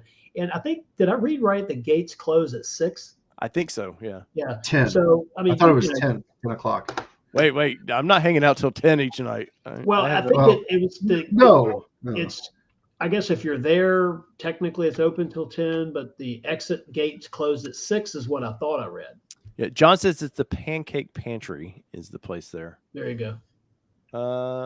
G. Willikers has a question. He's like, did anyone do a license plate relocation? I do not have the modular bumper, so the KR off-road license plate bracket I got isn't a direct bolt-on. That's a good question, man. I don't know on that one. I live in a state where we don't have to deal with that, so I hate to be that guy, but I don't know. There's been a few options out there that I've seen that look pretty good, but we don't have front license plates. Yep. Becky. Okay, so Bronco 78 says the vendors area closes at 6. Field parking closes at 10. Oh, okay. There you go. Thank you. Appreciate that, Bronco 78. Yeah. So, Dave, you got to be out of your Bronco by 6. Oh, sorry. Over to the Jeep. It's, I saw there's a Bronco driver magazine posted on Instagram a picture of a Bronco and the fence, and behind it the sign just said Broncos only. Yeah. So I don't know if that was the special entrance. Can I put a Ford badge on it? There you go. Well, it's gonna be funny at load in when I have to pull the Jeep into the load in area to drop off the tables and stuff that I've got, and it has to do the walk of shame. Yeah, the walk of shame all the way out. Yeah. Oh well, that'll be all right. So where's the what night is the party at your place, Dave? That's a good question. I don't know. I'll be editing videos. I don't know. Yeah, and we're not close at all. So we're 15 miles away, I think, where our cabin is. But there's a hot tub, so I'm happy about that. There you go. There you go. So yeah, that'll be fun too. How much content can you get out while you're there versus how much you put out when you get back on. I've amazed many people at SEMA. There was a couple of YouTubers I amazed real quick about how fast I could edit a video and get it out alive. So I have, let's see, I have my phone that I'll be taking. Yep. I have a garbage little Nikon as a backup camera. I have my main shooting Sony. I have a GoPro. I have my Contour, my old style GoPro, and Kelly has phones. I mean, there'll be content like crazy for me. So yeah. So Gavin, his deal is the GoPro, and then we have this. I don't even know what company. It's some little camera that I got to put on my helmet one day. I picked it up at Best Buy. It's pretty cool. So that's believe it or not, for a simple, cheap little camera, it actually shoots really good video. Nice. And then we have the M50 iPhone, and what else? That's it. Hey, if anybody's ever interested in starting a YouTube channel, let me tell you, I've made good money with this right here alone for years, and you have the best thing to start a YouTube channel in your pocket. I guarantee you that. Yep. And be honest, editing on iMovie. I'm sorry. Go ahead. Well, I was gonna say I have my phone, and I've got a GoPro. Oh yeah. The only reason I got the GoPro is I didn't really feel comfortable sticking the iPhone on the outside of the vehicle. Oh, come on, Tim. Yeah. They're only like $1,500 anymore. As long as you got Apple Care, it's all good, right? No, I rarely. I'll be honest. I rarely use my GoPro. Rarely use it. I have like 4 of them, and from back in the day, I have the older ones, and I don't know. There's something about pulling my phone out of my pocket to shoot something real quick. It's so much easier than, and a lot of times the quality of the content, people do not notice from my phone to my camera, which is I could shoot 4K with my camera.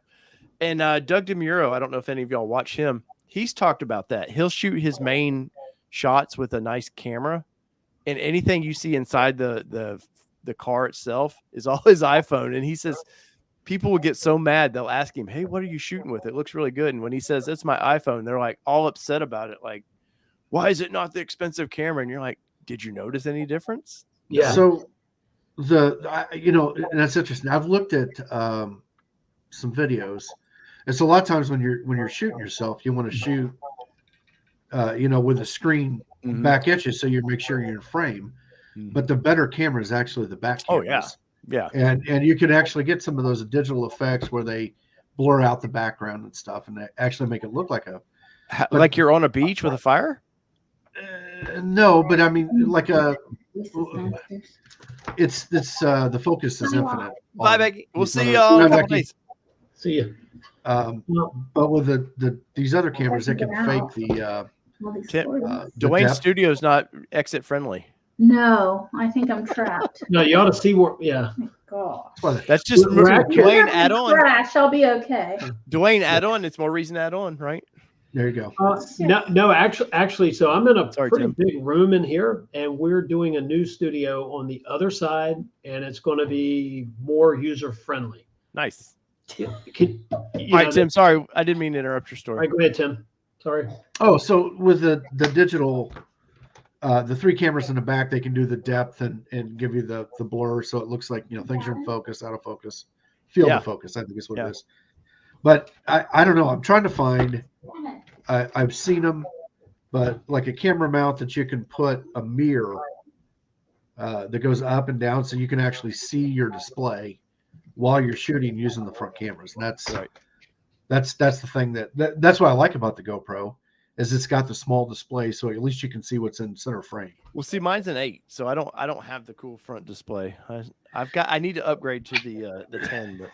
Yeah, they're expensive. That's the next thing. Even a GoPro, you're like what, $400 basically, and it's hard to want to shove that on the outside of a car. And like good luck. So that's I mean, nice. GoPro's got a. If you're subscribed to them, I think you just send it back to them. They'll send you a new one. So it's got that display in the.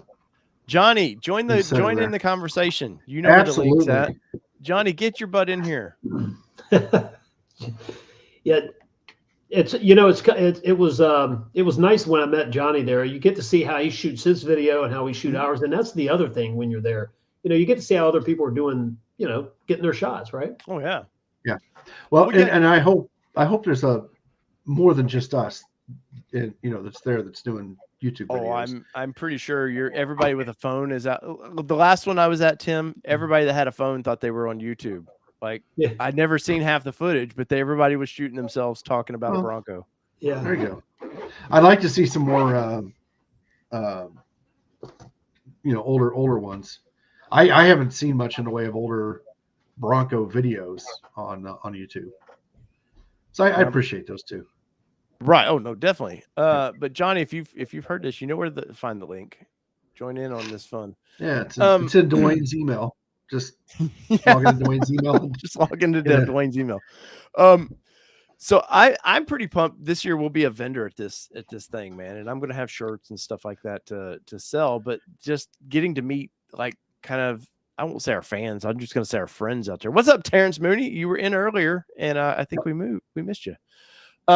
But I'm excited to get to put faces to actual names here. That's gonna be fun for me.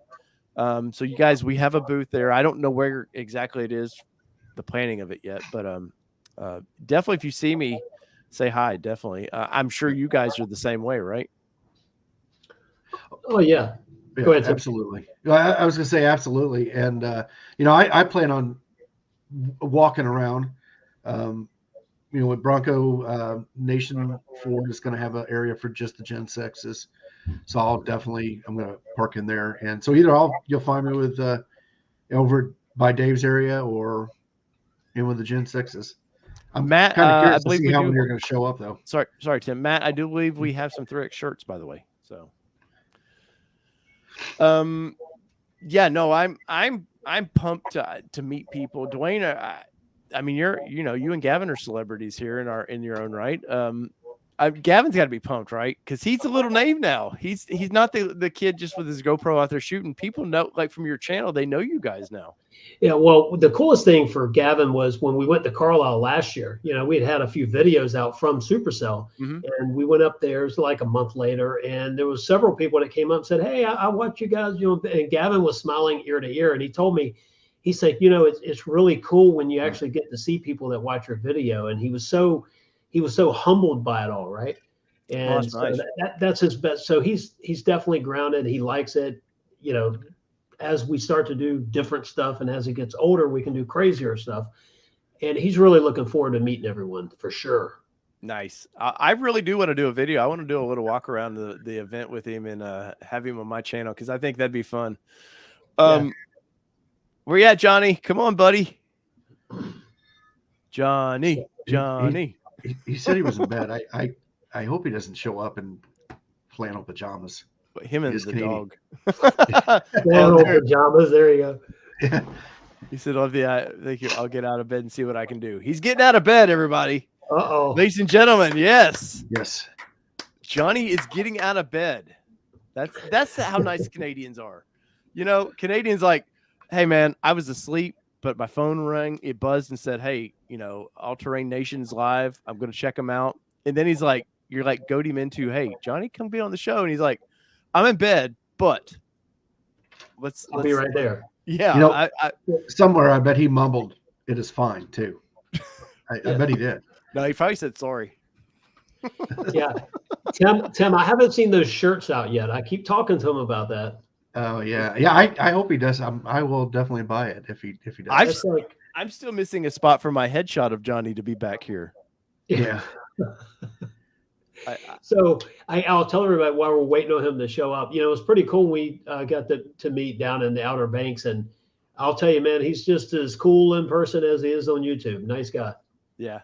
Well, the dog's the real celebrity, right? Winston is cool. Winston's like a little person. Like seriously, that dog is so cool. Winston is definitely the he was. I love the the brilliant part of him to feed a poodle thing. Like hit like to feed a poodle or something. Oh, I love it. Yeah. Oh my God, ladies and gentlemen, please put a round of applause for Johnny's car care review. Yeah. Hey, Johnny, I bow down to you, sir. Hey, how are you guys? How goes it?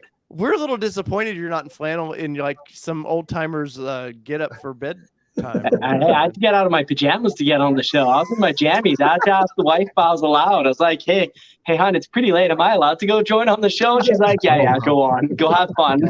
Golly. Johnny, how cold is it? Consolation for not being able to come down to Supercell. Yeah, it is a bit of consolation. I guess she gave me some points. And you know what's funny is she's disappointed too. We wanted to do it, but she could not get the extra time off. We just got back from 2 weeks in North Carolina, obviously with Dwayne and Becky, and then we headed down to Florida. So we were gone for 2 weeks. So asking for yet more time was just a bit out of what we could get done in time. Well, please tell me that Americans were as rude as we were thought to be from another person. Please tell me there was somebody in Florida that was just trailer trashy idiot that just you were like, great, these Americans. No, it was incredible. Actually, Florida, everyone is really nice. Nice. Mostly. A few lifeguards were pretty serious. I don't know. But beyond that, actually our first entrance into the States, we actually got pretty scared because we get to the border. It's like 6 a.m. and the sign said, show your card.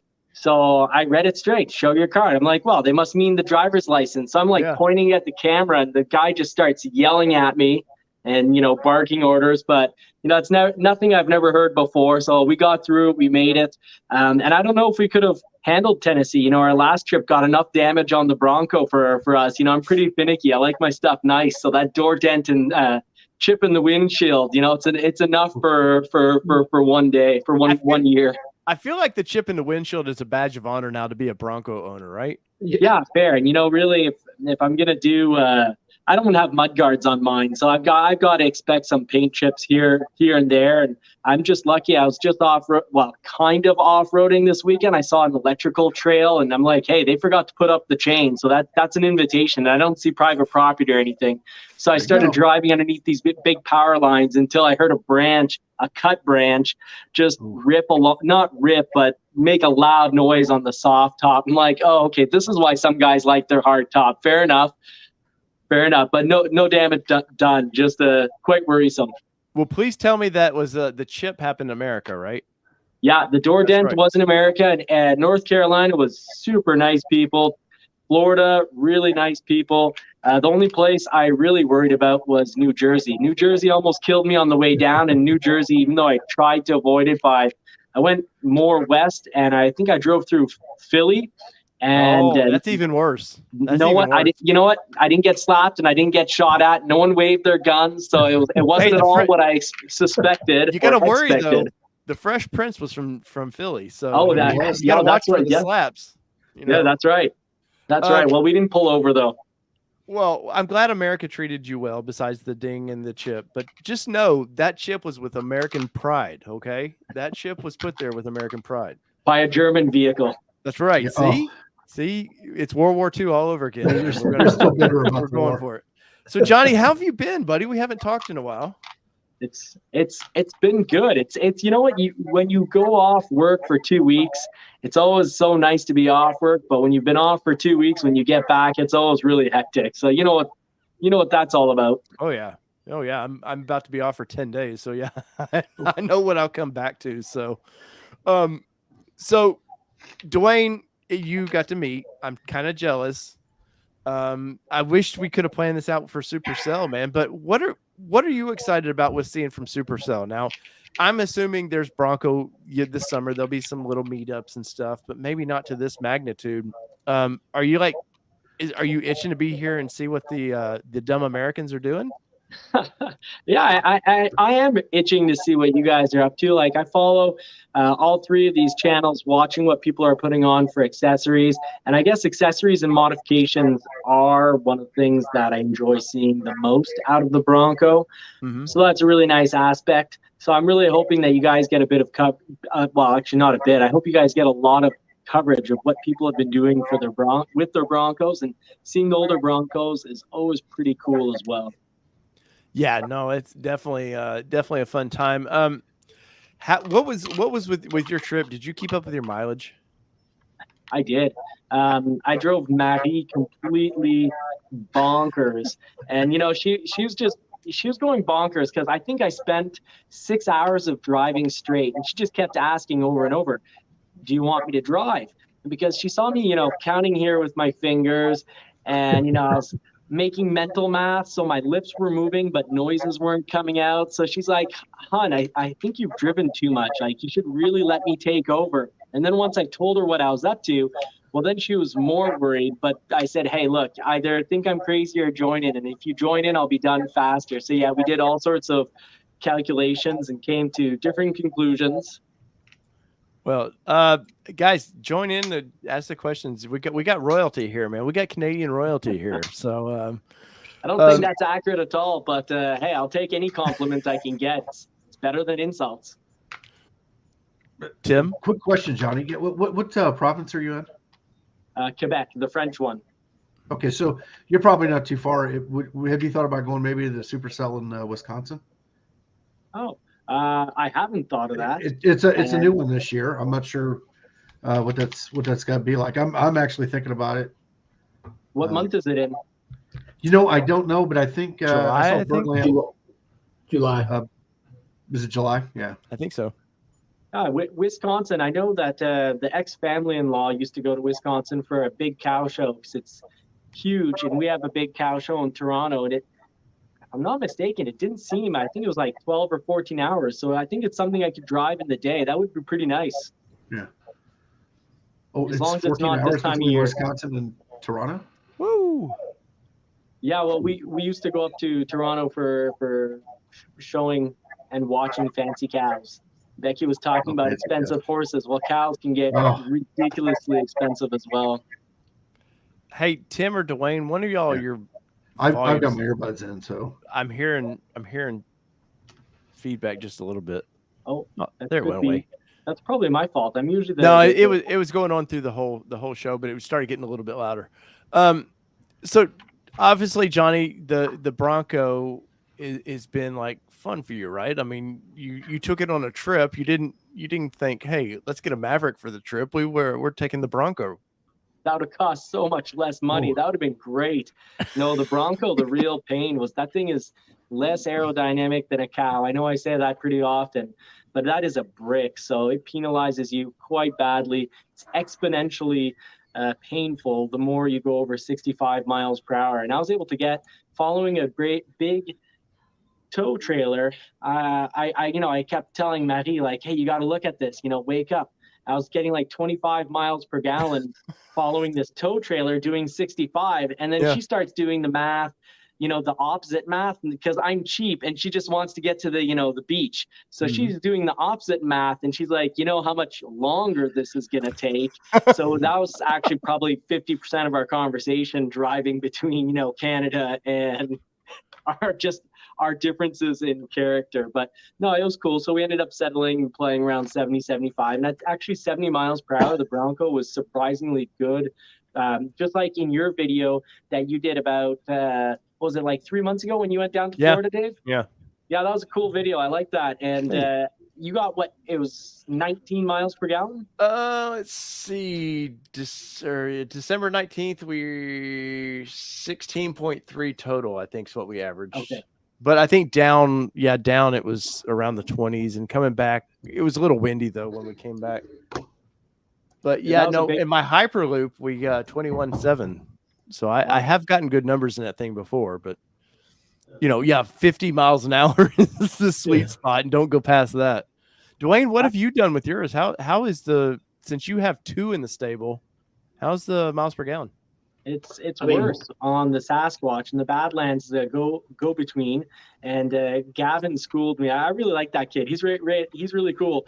We were at the beach, and he was talking about my Badlands 33s. And just real quickly, I was thinking, just visually looking at him and not thinking, I was like, are they 34s? No, Gavin was completely right. So he took me to school, he took me to class, and I had a lot of fun with Dwayne and the whole family.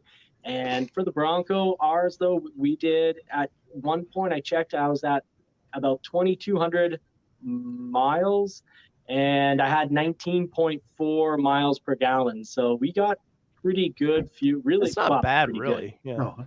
It's not Maverick fuel economy, but what can you do? So F2F Terrain is asking, Johnny, do you regret not getting the OBX SAS?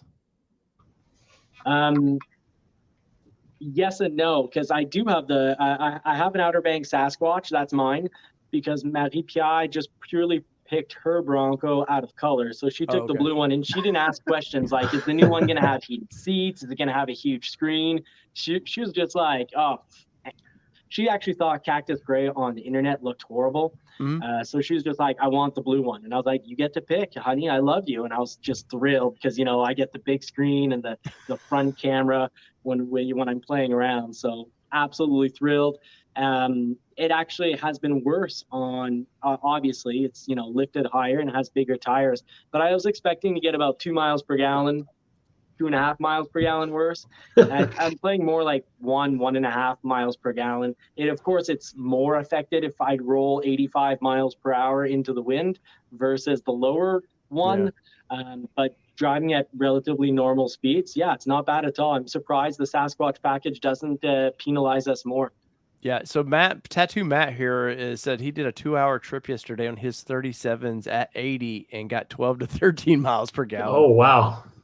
That's honestly, though, when I lifted my Nissan Xterra, that's the range I was in. Like it's, they tune these vehicles though for 70 miles per hour is the max you're going to get. And after that, you start going above that and you're not going to get the fuel economy. But that's a great point, Dave. I talked to a lot of people on the beach and, I talked to lifted Tundra. I talked to 4 or 5 lifted Jeeps and, just different brands, and everyone who was lifted on bigger tires, I just kind of guessed. And I was like, so what are you doing? Like 12 to 14 miles per gallon. And everyone was either like, oh yeah, 12 miles per gallon. And I had one guy, he was just very proud of his 10 miles per gallon, which I thought quite entertaining. He had 22-inch mags.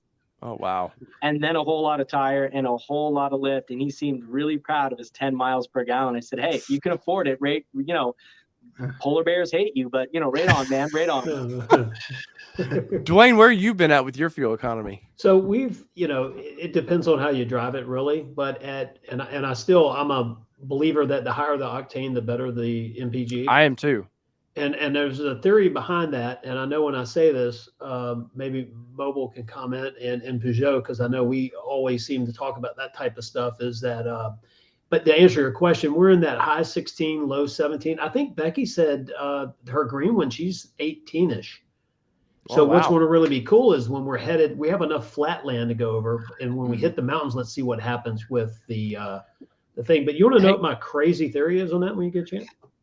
Yeah. And what a great video idea for you to challenge each Bronco to drive over. Which one does the fuel economy differ? Well, we have that plan. So we have a few things. Sorry. Yeah. You're getting ahead of me. Yeah. Well, anyway, now I'll tell you a couple. One is that, and one is the road to Supercell, right? Kind of us leaving the house. That ought to be funny. So you get to see how we roll out of here at 2 a.m. or 3:30 or whenever. And Johnny's shaking his head like, well, you drove all night, Johnny, so that's nothing for you. But the other thing is, I think running a higher octane fuel, and this is my theory, and I could probably be wrong, but potentially helps you on fuel economy because knock sensors. Mm-hmm. If your vehicle is experiencing knock, one of the ways that it gets rid of it, it retards the timing and dumps more fuel. So it's a theory. You guys tell me, what do you think? So I run 93 octane, even though it hurts every time you fill it up. The problem is I like the performance and I like having that octane rating as high as possible. Yeah, no, I'm a big believer in higher octane makes it run better. And I know higher octane just says burns more fuel, but theoretically, if you have knock sensors picking up, pings or things like that, one of the ways it retards the timing and dumps more fuel. So, that's just my humble theory. But like I said, we all have them.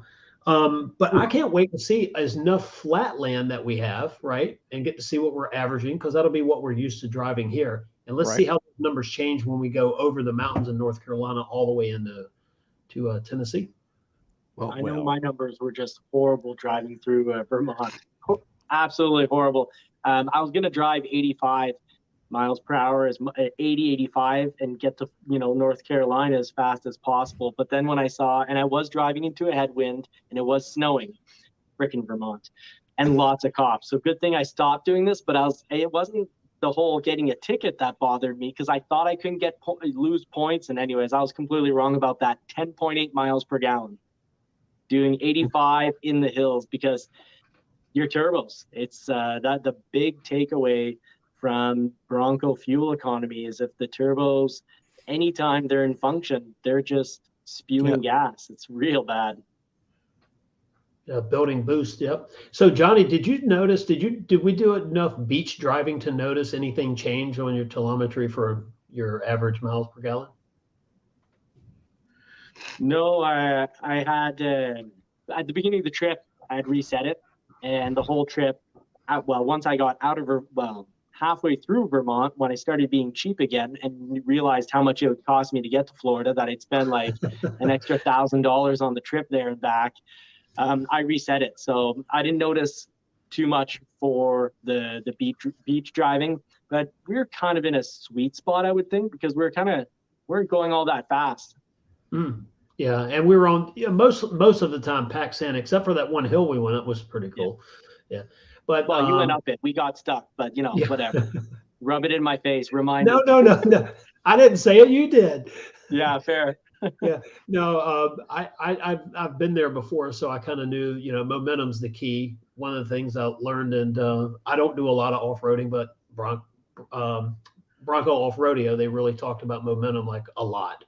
And it was pretty fun down there. I mean, we had a good time. The Broncos did well, although when you go into sand mode, the rear lockers automatically engage and you go to 4 high. But when you come out of sand mode, you have to manually disengage the rear That's locker. so strange when on y'all's videos, y'all talking about that. I mean, I don't know why it wouldn't, if you come out of that mode, why it wouldn't disengage everything.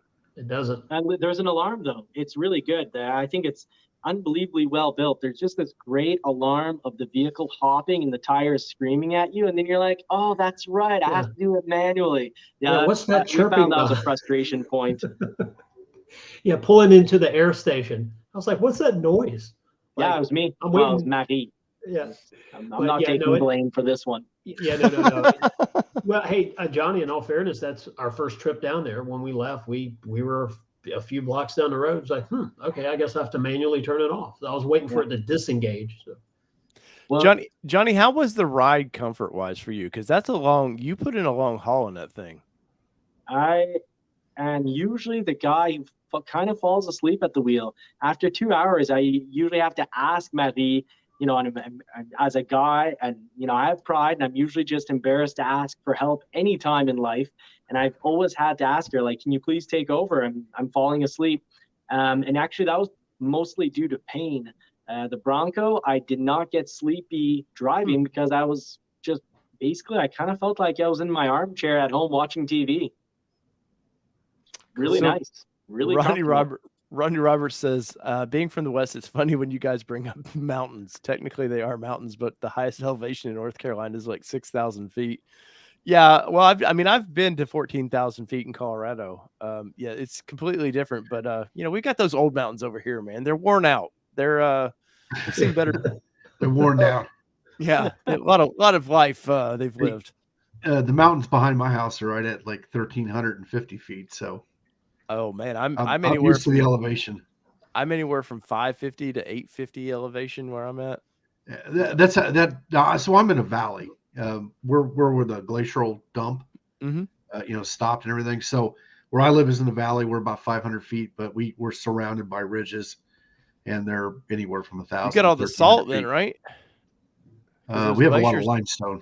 I remember reading the glaciers dumped a bunch of salt through all that areas when they slid through there. We've got I think the county I live in has got one of the most diverse soil properties in the country because of that. We took all the Canadian dirt and brought it down here. I was going to say they brought the salt from Canada. Yeah, right. So the highest point in Virginia, I had to look this up. Mount Rogers, 5,729 feet. So you're right, just right at that in the North Carolina, Virginia area. So here's something that I haven't thought about. Cigar Texan said, I tried the AWE Rock Basher exhaust tip this weekend, and it melted his bumper a bit. Have you guys, I know, Johnny, you haven't done really much to yours, but Dwayne, is that concerning? Because I know you like to kind of modify your vehicle a little bit. Well, I do. And I mean, on the Bronco, I haven't yet even thought about, messing with that. That's interesting. Yeah. Melted the bumper a little bit. Now, it would be concerning, but I don't know. I haven't heard that. Yeah, I think some of the exhaust, the axle back stuff. Somebody was just talking about that on there. Several different things out there. I'm just not ready to mess with the engine yet. I think you were mentioning this last day on my show. Just getting to the age where it's nice not to have to work on something. Yes, that's where I'm at. That was for me the big appeal of Bronco. I mean, obviously it looks cool and it's retro, but for me was I've spent 15, 20 years taking vehicles to make them what I wanted, and I could buy the Bronco and it was exactly what I wanted, other than I knew I'd put a front and rear bumper on it just because of what I like to do. I don't know, honestly, that I'll lift mine for a long time unless some parts company out there, hint, would like to me to review a lift. I have honestly no reason to want to lift it. Yeah, I'm with you on that one. I actually like the wheels. So we were talking about that earlier, the wheels and lift. I just like the way it sits. And I think that's a big appeal for us, for Gavin, the stuff that we can easily do together, put on together. Like we did the seal deals that we did. Yeah. Actually, I shot a video. I haven't edited it yet. I want to try to get it. Which I'm jealous because I need those for my vehicle. Yeah. And there's some company, and I've seen it somewhere. Who knows where, but some company makes them so they actually go further down. Mm-hmm. So it rolls out, so you're not dragging your foot across that little rolled edge. Yeah. They're not that big, but they really look good, especially on the eruption green. And we did the platinum ones. I did that on my Gladiator. I had to add those little seals. Why? I know why they don't do it is because it's an add-on sales, and Johnny would know better than anybody about those additional sales. But yeah, no, those are definitely needed for that vehicle. Johnny, are you going to put the sunset strips on your Bronco now? The blue one, Marie required them to be taken off, or the sunset. Oh, hold on. Yeah, I had the other stripes. I don't know what the other stripes are called. I don't know what I said the wrong name, but are you planning on anything like that for yours? Well, they will not be going back on because Marie ripped those right off. I have photo evidence of her folded in two, feet on the tire, butt in the air, and hands down on the hood, just tugging away on that. So I'm going to keep that. Now I'll show that to her when she's a grandmother. Be like, hey, remember what we used to look like? But no, she did not like those strips one bit. So they're gone, and I've now been banned from buying accessories for the vehicle.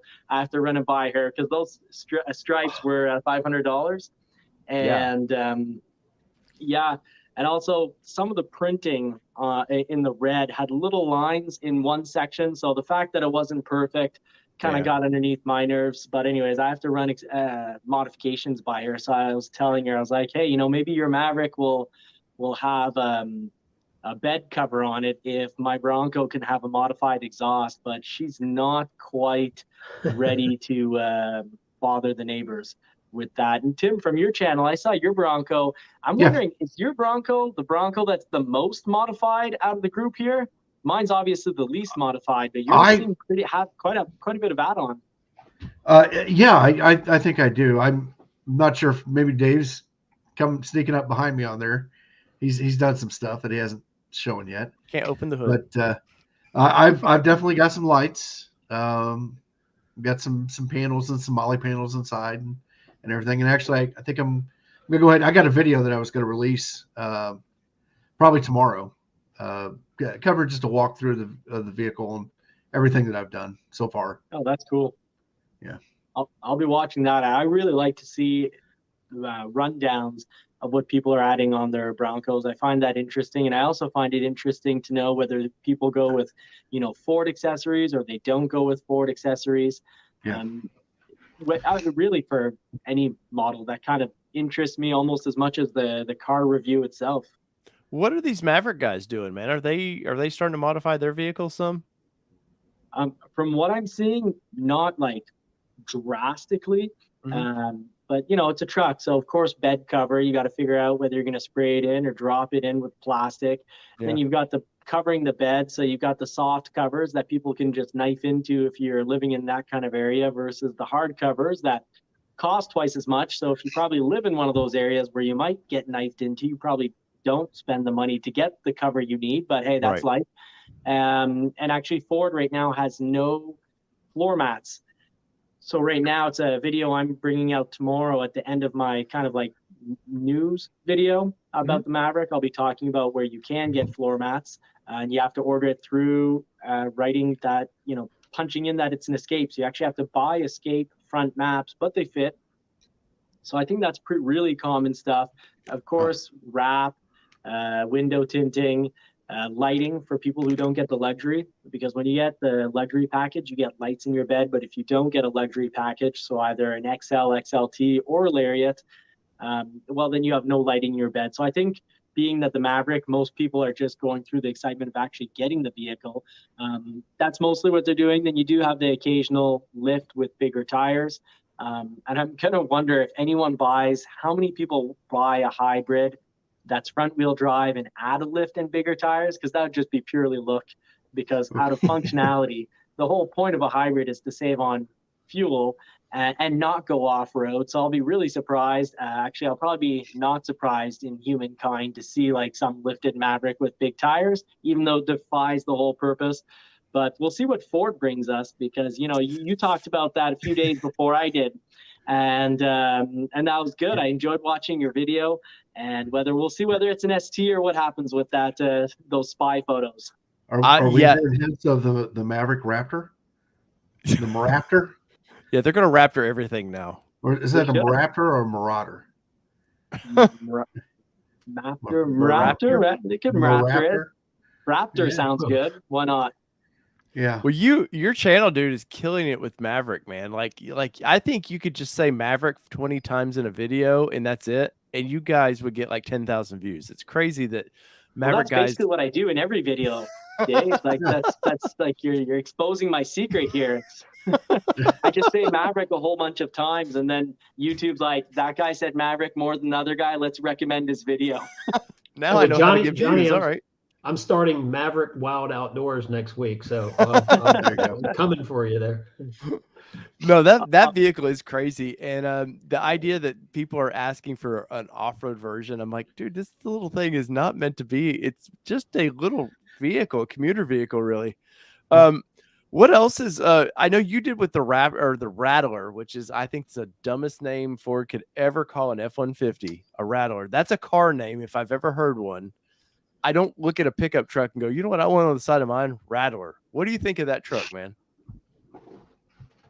You're asking me? Yeah. Oh, well, I love the opposing opinion.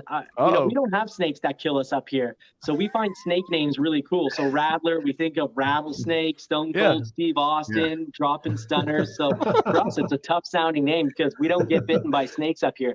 The type of snakes that we have up here are so dumb, they only get stuck in lawnmowers and shot out the side. So like, really, even your snakes are friendly. Even your snakes up there. Kids catch snakes, and they like play with them. Like, well, you say really... catch them like they're just flying through the air. Oh, I mean, well, sometimes when you throw them at, when you're a little kid, you throw a snake at a girl. Like, that's not a hate crime up here because no one gets hurt. The snake's just like whoa, flying through the air and all happy and being polite and saying thank you and sorry. Oh man, sorry. Go, Tim. Take it over for a minute. I got a question here. I got to find.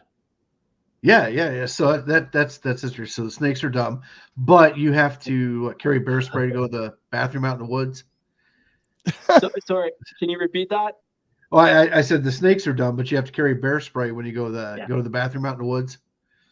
Yeah, well, what's cool about our Canadian bears is the black bears are really chill. They'll leave you alone and they'll mostly ignore you. And if you do get close to them, they'll always run away unless it's a mother bear with her cub.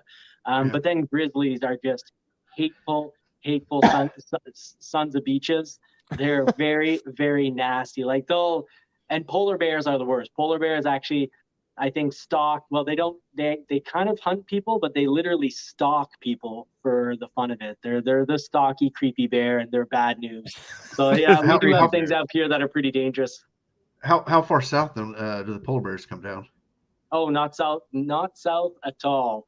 Okay. But and we don't have in Quebec. We don't have any grizzly bears. That's more on the other side. Well, that's only on the other side of the country.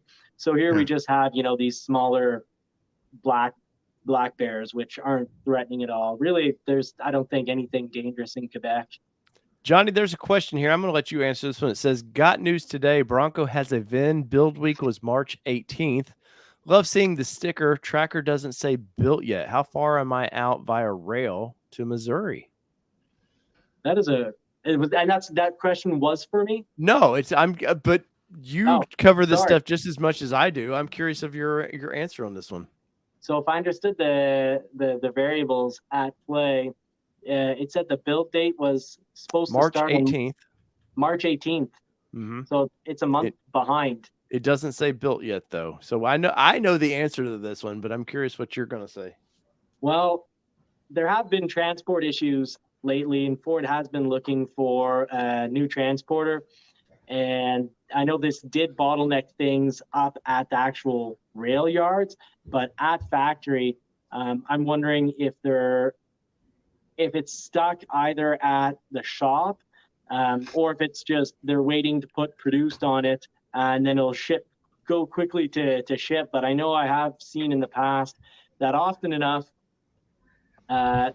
things start their build and it takes a long time for it to be produced on. But now I'm really interested in your take, Dave. Well, generally what I've seen happen is if you've got a built date, generally it's built. It's sitting on a lot somewhere waiting a commodity. And it's usually one of these little chips that it's waiting on. And I know they pushed hard to get a lot of the older Broncos they've had sitting out in the yards gone. So if that happens, it's usually going to bottleneck, like you were saying, to the newer ones. At some point, those have to pause so you can get the older Broncos out. And I would say that probably that's your situation is that because mine showed built when it sat in the yard for 2 weeks. It just didn't, show shipped. So I'm going to assume it's a chip issue that you're just going to wait. And unfortunately, there's not a time frame on those. Ford just seems to be sporadic when they get to those. And Dwayne, any opinions on this thing? Yeah, so I think it's probably waiting on something to get it out. And I think the communication, I don't know if it's as thorough as it was, when I received my Area 51 back in September. So we were able to, I got the build picture, 2 weeks after it was actually built. So ours was built and it was loaded on one of the docks there at MAP and it was by rail. We were able to keep up because I called my dealer first couple of days and then they were really good checking in, send me an email. Hey, we checked on your Bronco. The train was passing such and such. They always list it as passing a point, not, at or near. And so you could always tell where it just passed. And I was getting these updates and I actually printed that. We're going to do a video on that and how we followed it through and triangulated when it would be in Roanoke, which is, what you do when you're bored. But it took about 10 days, I think 10 to 12 days. And it didn't sit at MAP. They loaded it and it was on the train. So, right. There's probably 2 weeks in there. And like Johnny was saying, there is a bottleneck happening. I don't know if I was hoping it was a joke one day, but they're looking for more transport options. So yeah, like my friend Repo Ryan, who I know well there, he actually is in the repossession business, which Ryan, I'm curious, have you had to repossess a Bronco just yet? But first off, Stefan, thank you for that super chat, man. That means a great deal to us. Yeah, I know. I don't, the labor issues, I don't care what politically side you're on. I don't care, but where are all the people since COVID? I don't understand. Like I can go to my fast food place. Half the time they only are drive-through only. I've yet to figure out where the labor in America is. I don't know if Canada is having the same issues, but it's just like people for whatever reason have not gone back to work. And I don't know how you survive that way. I can't survive that way. So Yeah. That is a mystery on that one. And, I can give 2 really bad, good examples. In, I think it was April 2021, the worst case scenario is I've seen some F-150s sit on the lot for 2 months because they're missing microchips. Some actually said missing microchips, and a lot of them, you just saw the build date from the beginning, and then it just never said produced. So you're like, what's going on? Did they drop it on its head? Is this a baby dropped on its head that's going to be all, No. They were built, like you said, Dave, they're sitting on the lot. They just missed microchips. Now, with my friend's Maverick, he had a similar experience. He originally was supposed to be built in January, then it was supposed to be early February. And then a little before he was supposed to get built, a couple of weeks, because when it is delayed and they don't produce it, you do get to know. So this thing then got pushed 3 months later to then settle 2 months. So 3 months then got cut back into 2 once they knew, okay, well, we will be able to get the microchips. And then in the end, he actually ended up getting it a month earlier than that. So in the end, he ended up having total, he was supposed to be built early January. It was built early March, which is a lot better than May 15th, which was his furthest date. So this thing flopped all around, and it really does illustrate the problem in regards to workers, because these factories that create supplies for Ford, they're having trouble with workers quite a bit. When suppliers who are paid to come up with a minimum to factory don't even meet the minimum. At one point in March, I broke some news or shared some news just saying that, Ford had said that 26 of their suppliers that month hadn't shown up with, would they say with what is expected, but what is expected truly actually means the bare minimum of the contract. So they didn't even meet the lowest parameter within the contract, and that throws everything out of whack. And yes, transport's been really, they're having trouble with transport. And I know, I can tell you, you talked about this the other day with Mitchell Watson, and it's also a Canadian thing in regards to getting damaged vehicles. So when you get damaged vehicles due to transport, it only makes sense that Ford looks for a new transporter. But then you have vehicles bottling up at the rail yard, which creates a double problem. They don't move for a while. And then when they do move, because you hire a whole bunch of, several companies to bring them down, well, then they move, they show up at dealers a lot. And then the dealers scramble to get them to people in a quick time without themselves, making a mistake. So, they're asking, are we seeing hardtops? I was excited to see Ford gave me a certificate number for $650 credit. Hardtops, according to old Mitchell with Town and Country Ford, he would know it more than anybody. He's like, hardtops are still slim to come by. Like, they're not getting them produced. I don't know if it's a labor issue like we're talking about now, or it's just the fact that I think that top cannot be produced at a high volume like they thought it could be. And of course, Wabastos is opening up a second plant that should be about ready. My understanding is I mean, the hell, they started on that last fall. So that's coming on board. You also got the separate company that's going to be doing painted tops. So it's not Wabastos going to be doing those tops. It's a separate company. I mean, I looked for hardtops to pick up, but I don't know what the deal is with hardtops, man. It boggles my mind that this is just pissy Dave coming out, but all these new models coming out, hardtop, Raptor is going to be hardtop exclusive. I think, Dwayne, is it Everglades hardtop too? Yes. So why are we opening up these new models? Like, to me, Everglades could have been a soft top. I don't think people are not going to buy it because it's a soft top, but they don't Johnny, have rattlesnakes in Florida. They'll drop on you and squeeze your head. Yeah. Well, we throw those rattlesnakes there. Well, if you think about the Everglades, it's built as sort of that overlanding vehicle. What do you need for overlanding? You need to be able to carry gear on the roof. Yeah, that makes sense. But as far as I don't know on the top issue, man. I haven't gotten good information out of that area for a while, and I think there's probably a reason why I'm not hearing any information out of there. It's because there's nothing good to talk about. Repo Ryan, but he says once a new batch comes in with the chips are installed, we are moving hundreds of cars a month. So, and he is in the shipping business, so he would know. But. Yeah, so if you're in the Mid Atlantic region, at least Broncos come in by rail to Crewe, Virginia, and then they truck them over to Petersburg, and there's a holding lot there.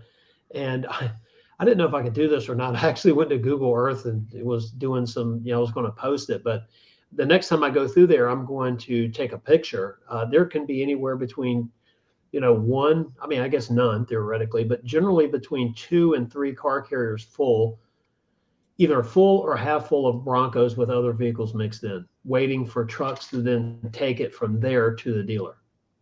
Oh, I don't doubt that at all, man. Johnny, are you guys up there?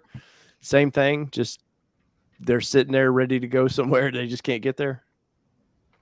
Well, our local area is Montreal, and which is only an hour and a half away from where we're at, and they were bottlenecking there. And I don't know if we're completely done on the transport talk, but just to quickly mention the hardtop issue. When you're talking with Mitchell Watson, he didn't mention any names or any departments, but I think he was referencing the person at customer service at Ford that said that they're getting 350 tops per day. Mm-hmm. And he kind of brushed that aside. And whether they're getting 350 tops a day, even if they are getting 350 tops a day, the backlog is so bad that it's still going to take, for dealers that took way too many reservations. Being a hardtop could still put you at, things don't get rebalanced out, could put you at 5 years if a dealer got, 1,300 reservations and they're only going to get 150 Broncos per year. But we have gotten hardtops. Off the top of my head, I can't promise you that it's got to be at least 8 out of about 25 Broncos, 25 to 30 Broncos. So, the hardtops do come in, but there is a horrible backlog. But the hardtop is one constraint of many, because I can tell you we've done the experiment, and I saw someone in November order a 2.3 liter hardtop.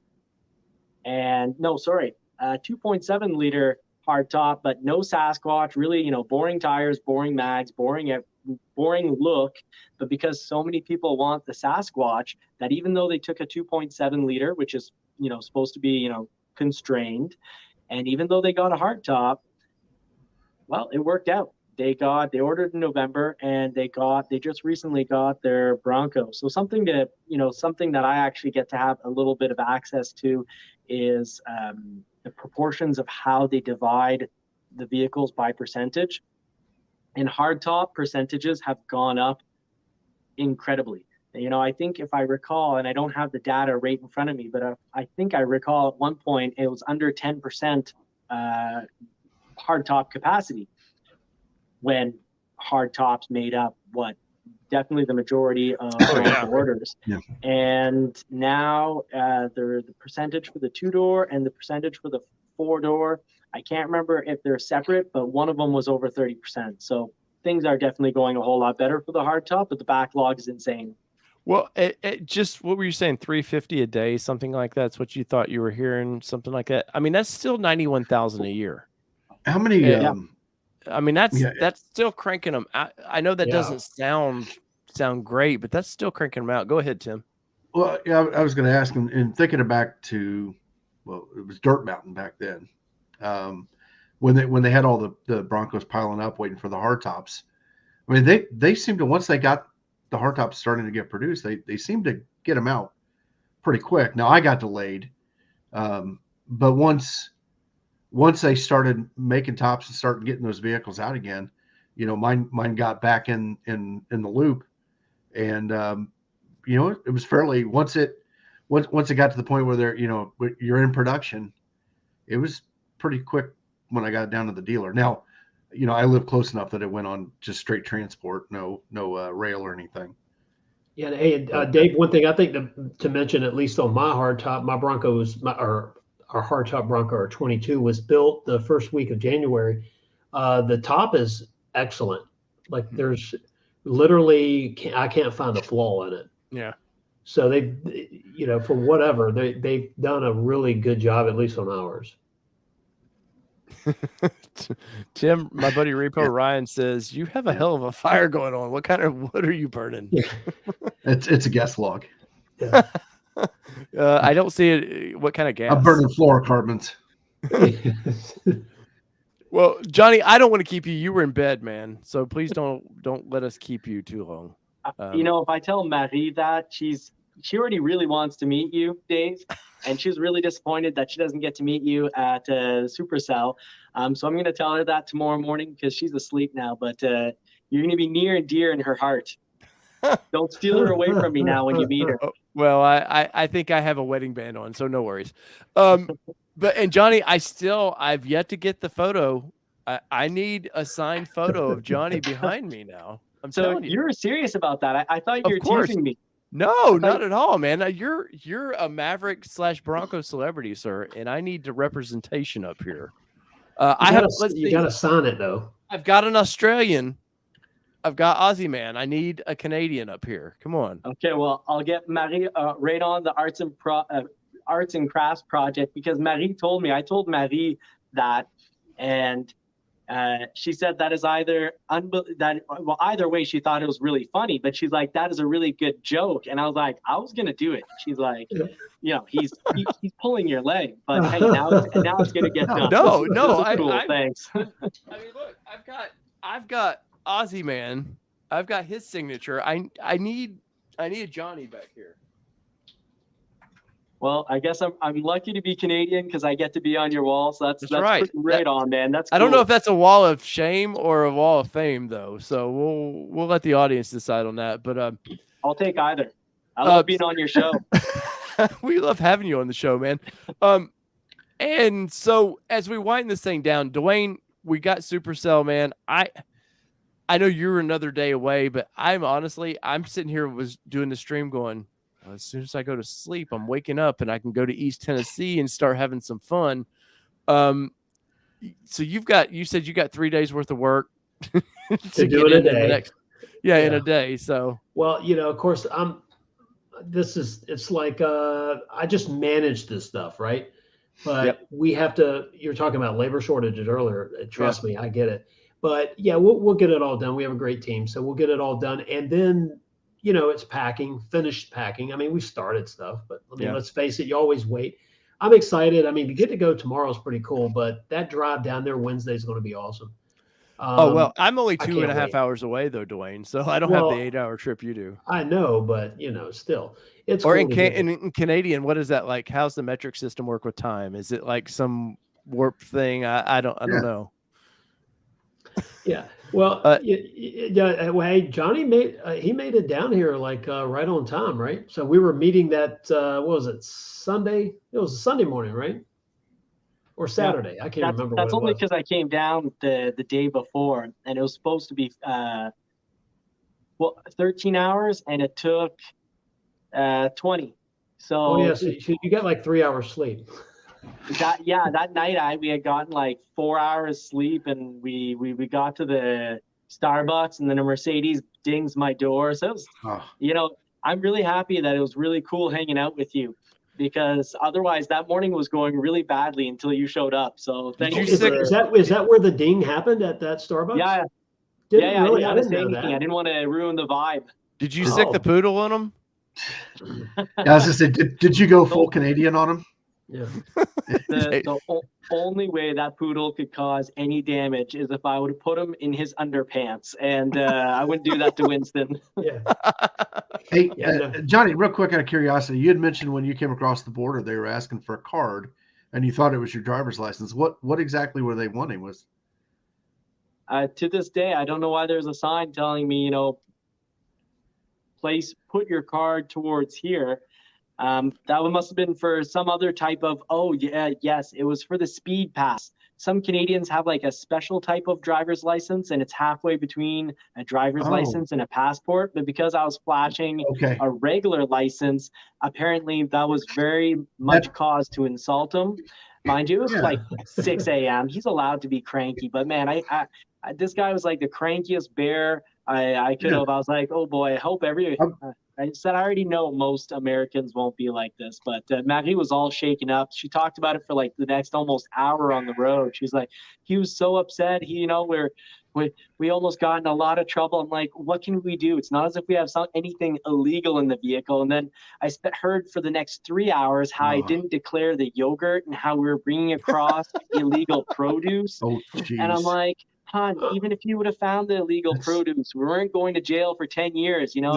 There were grapes, not cocaine. Like, it's no yogurt. Like, come on. But there could have been cocaine in the grapes. It was fun. My wife's a lot of fun. There could have been cocaine in the grapes. You never know.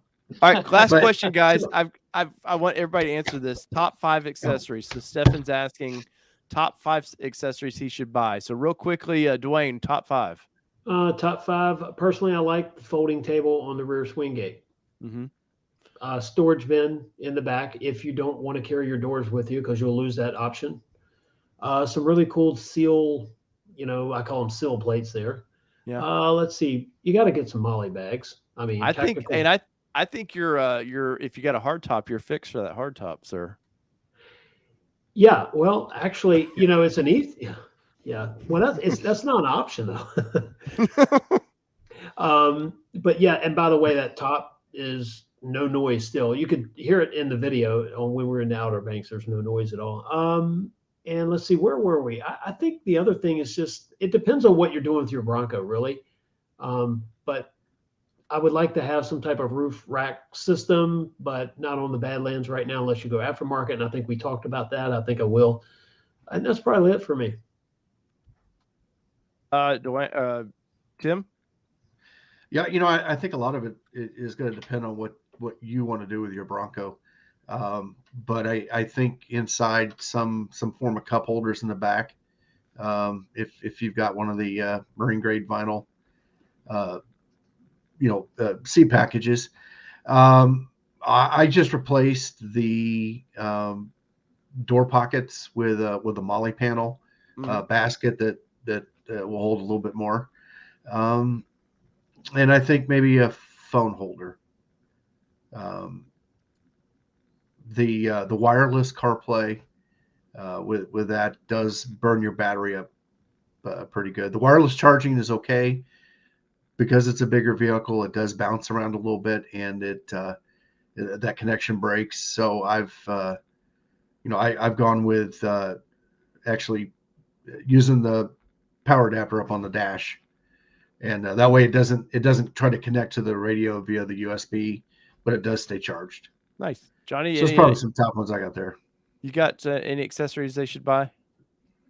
I'm going to be pretty boring. Definitely straps. I've used them twice because I used one Bronco to pull out the second Bronco. So right there, the purchase was justified. $70,000 to pull out your first Bronco. Why not? Definitely. And I also just pulled out this nasty cedar shrub thing that hornets kept going into. And last year they stung Marie. So I do like my good boyfriend husband thing and she's like, if you could get rid of that. And I was like, I can get rid of it. So anyways, I tugged it right out and kind of flew up in the air a little bit. So that felt great. So definitely the straps are a big one. Definite wrap, just because I hate stone ships. Definite mud guards that I can't get right now because I'm unbelievably cheap, and $500 Canadian for a front pair and $500 for a back pair is almost the type of reason I wouldn't even buy a model in the first place. It's so insulting. Yeah. But anyways, I'm cheap and I get upset when people mess with my money, with my cheapness. So I need to find good mud guards.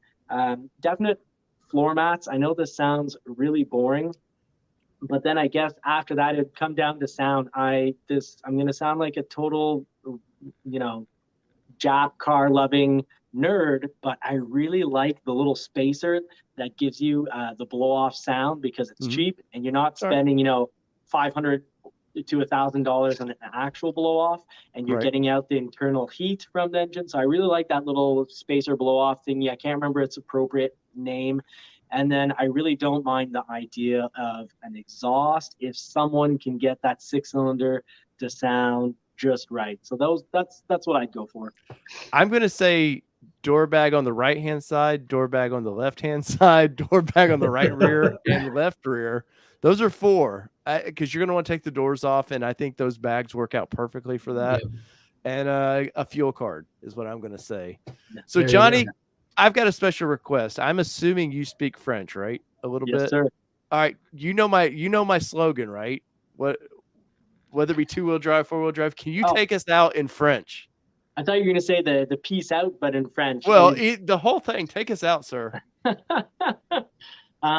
Soit que c'est 4x4 ou peu importe, c'est pas important quoi tu conduis.